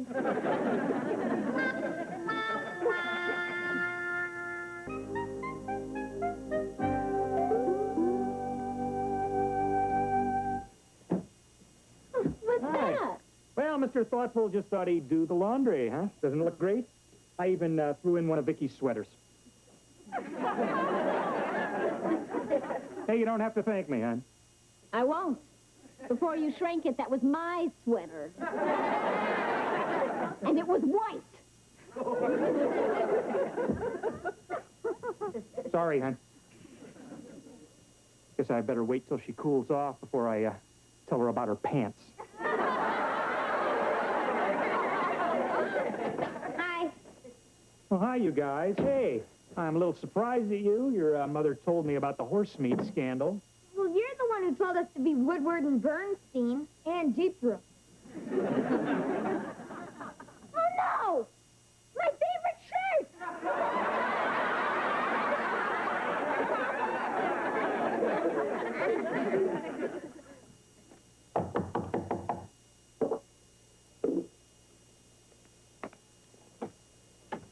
Hi.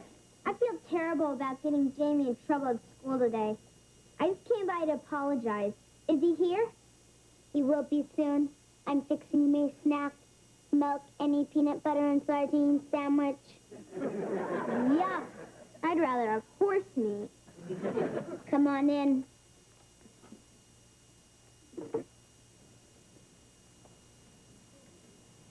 What's the matter, Vicki? This is your picture on the milk carton. What?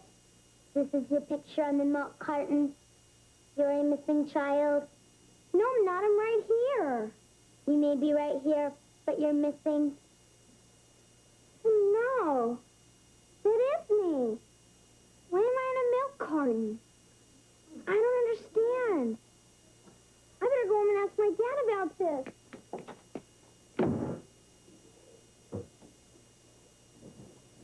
Man, we really goofed. Instead of being heroes at school, we're a couple of ding-dongs. Yeah.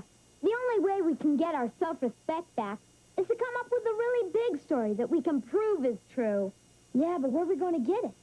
That thing with Krista today made us look like we couldn't find a good story if it was right under our nose. Chrissy just came to apologize, but she left and went home. Why didn't she wait? She saw her picture on that milk carton. Huh? She's a missing child. Wow, that is Chrissy. Yeah. I think we found our big story, Bernstein. I mean, if this doesn't win the journalism contest, nothing will. Let's go write it up. And we know it's true because we got the proof right here on the milk carton. Man, you know what this is going to make us? A couple of ding-dongs.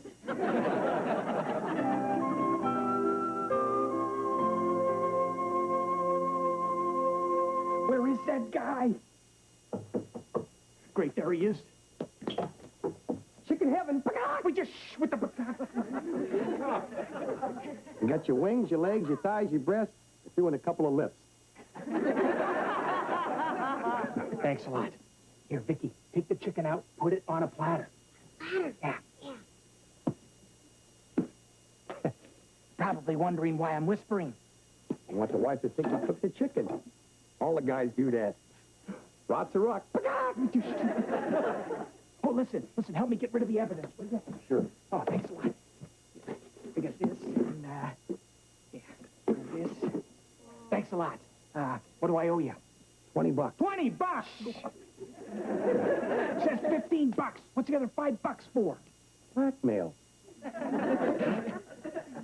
Gotcha, Bagak. Thanks a lot. Oh, by the way, the apron, too busy with the shirt. Dinner ready, Julia? Yeah. Oh, super good. It's chicken a la Ted. Why are you whispering? He wants the wife to think he cooked chicken. Ted? All the guys do it. Ted, really? I mean, do you really think that I wouldn't have known? I mean, that takeout chicken is so tasteless and soggy and greasy. Your cooking isn't that good. Mom, Dad, wait till you hear this. Reggie and I found the story that's going to win us that journalism contest. Oh, great. What's the story? It's all about Chrissy, that new girl in class. We found out she's a missing child. A missing child? That's right. I think I smell horse meat. No, Dad, honest. This time we can prove it. See? Look. There she is. Carlos Ramirez, age 3.5. Who? Where's the other milk carton? The one that was here on the table. Oh, well, I guess I gave that to the chicken man with the rest of the evidence. Sorry, Jane. This is dreadful if Jamie's right. Yeah, we better check this out, honey. Listen, you guys write that story and give it to the principal so he'll be aware of the problem, okay? We will. He's got to believe a story this big. Rots to rock.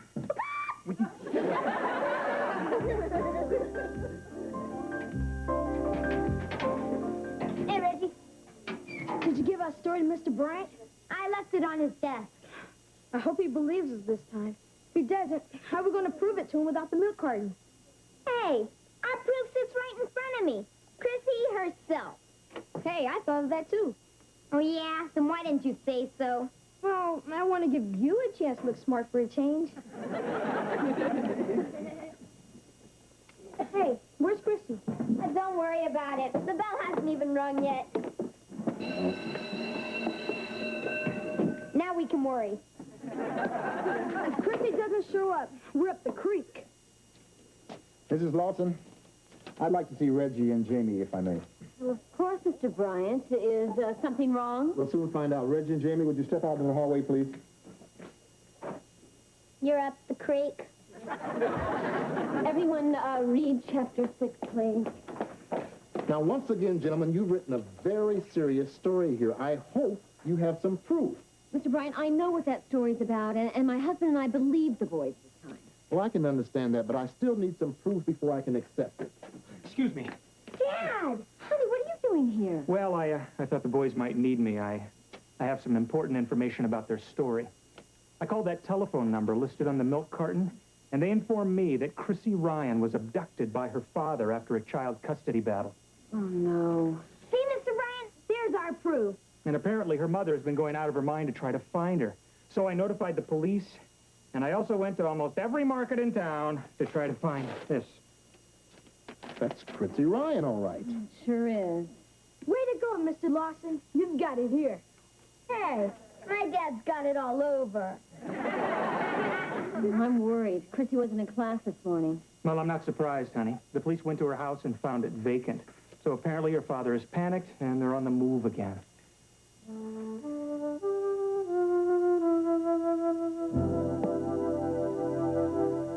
Oh, that's beautiful, honey. Come on, guys, cheer up. I mean, after all, you two did win the journalism contest with your story. Yeah, I know. I feel so bad about Chrissy. Yeah, me too. You guys are going to feel a lot better when you bury your face in a big piece of that cake, huh? I doubt it.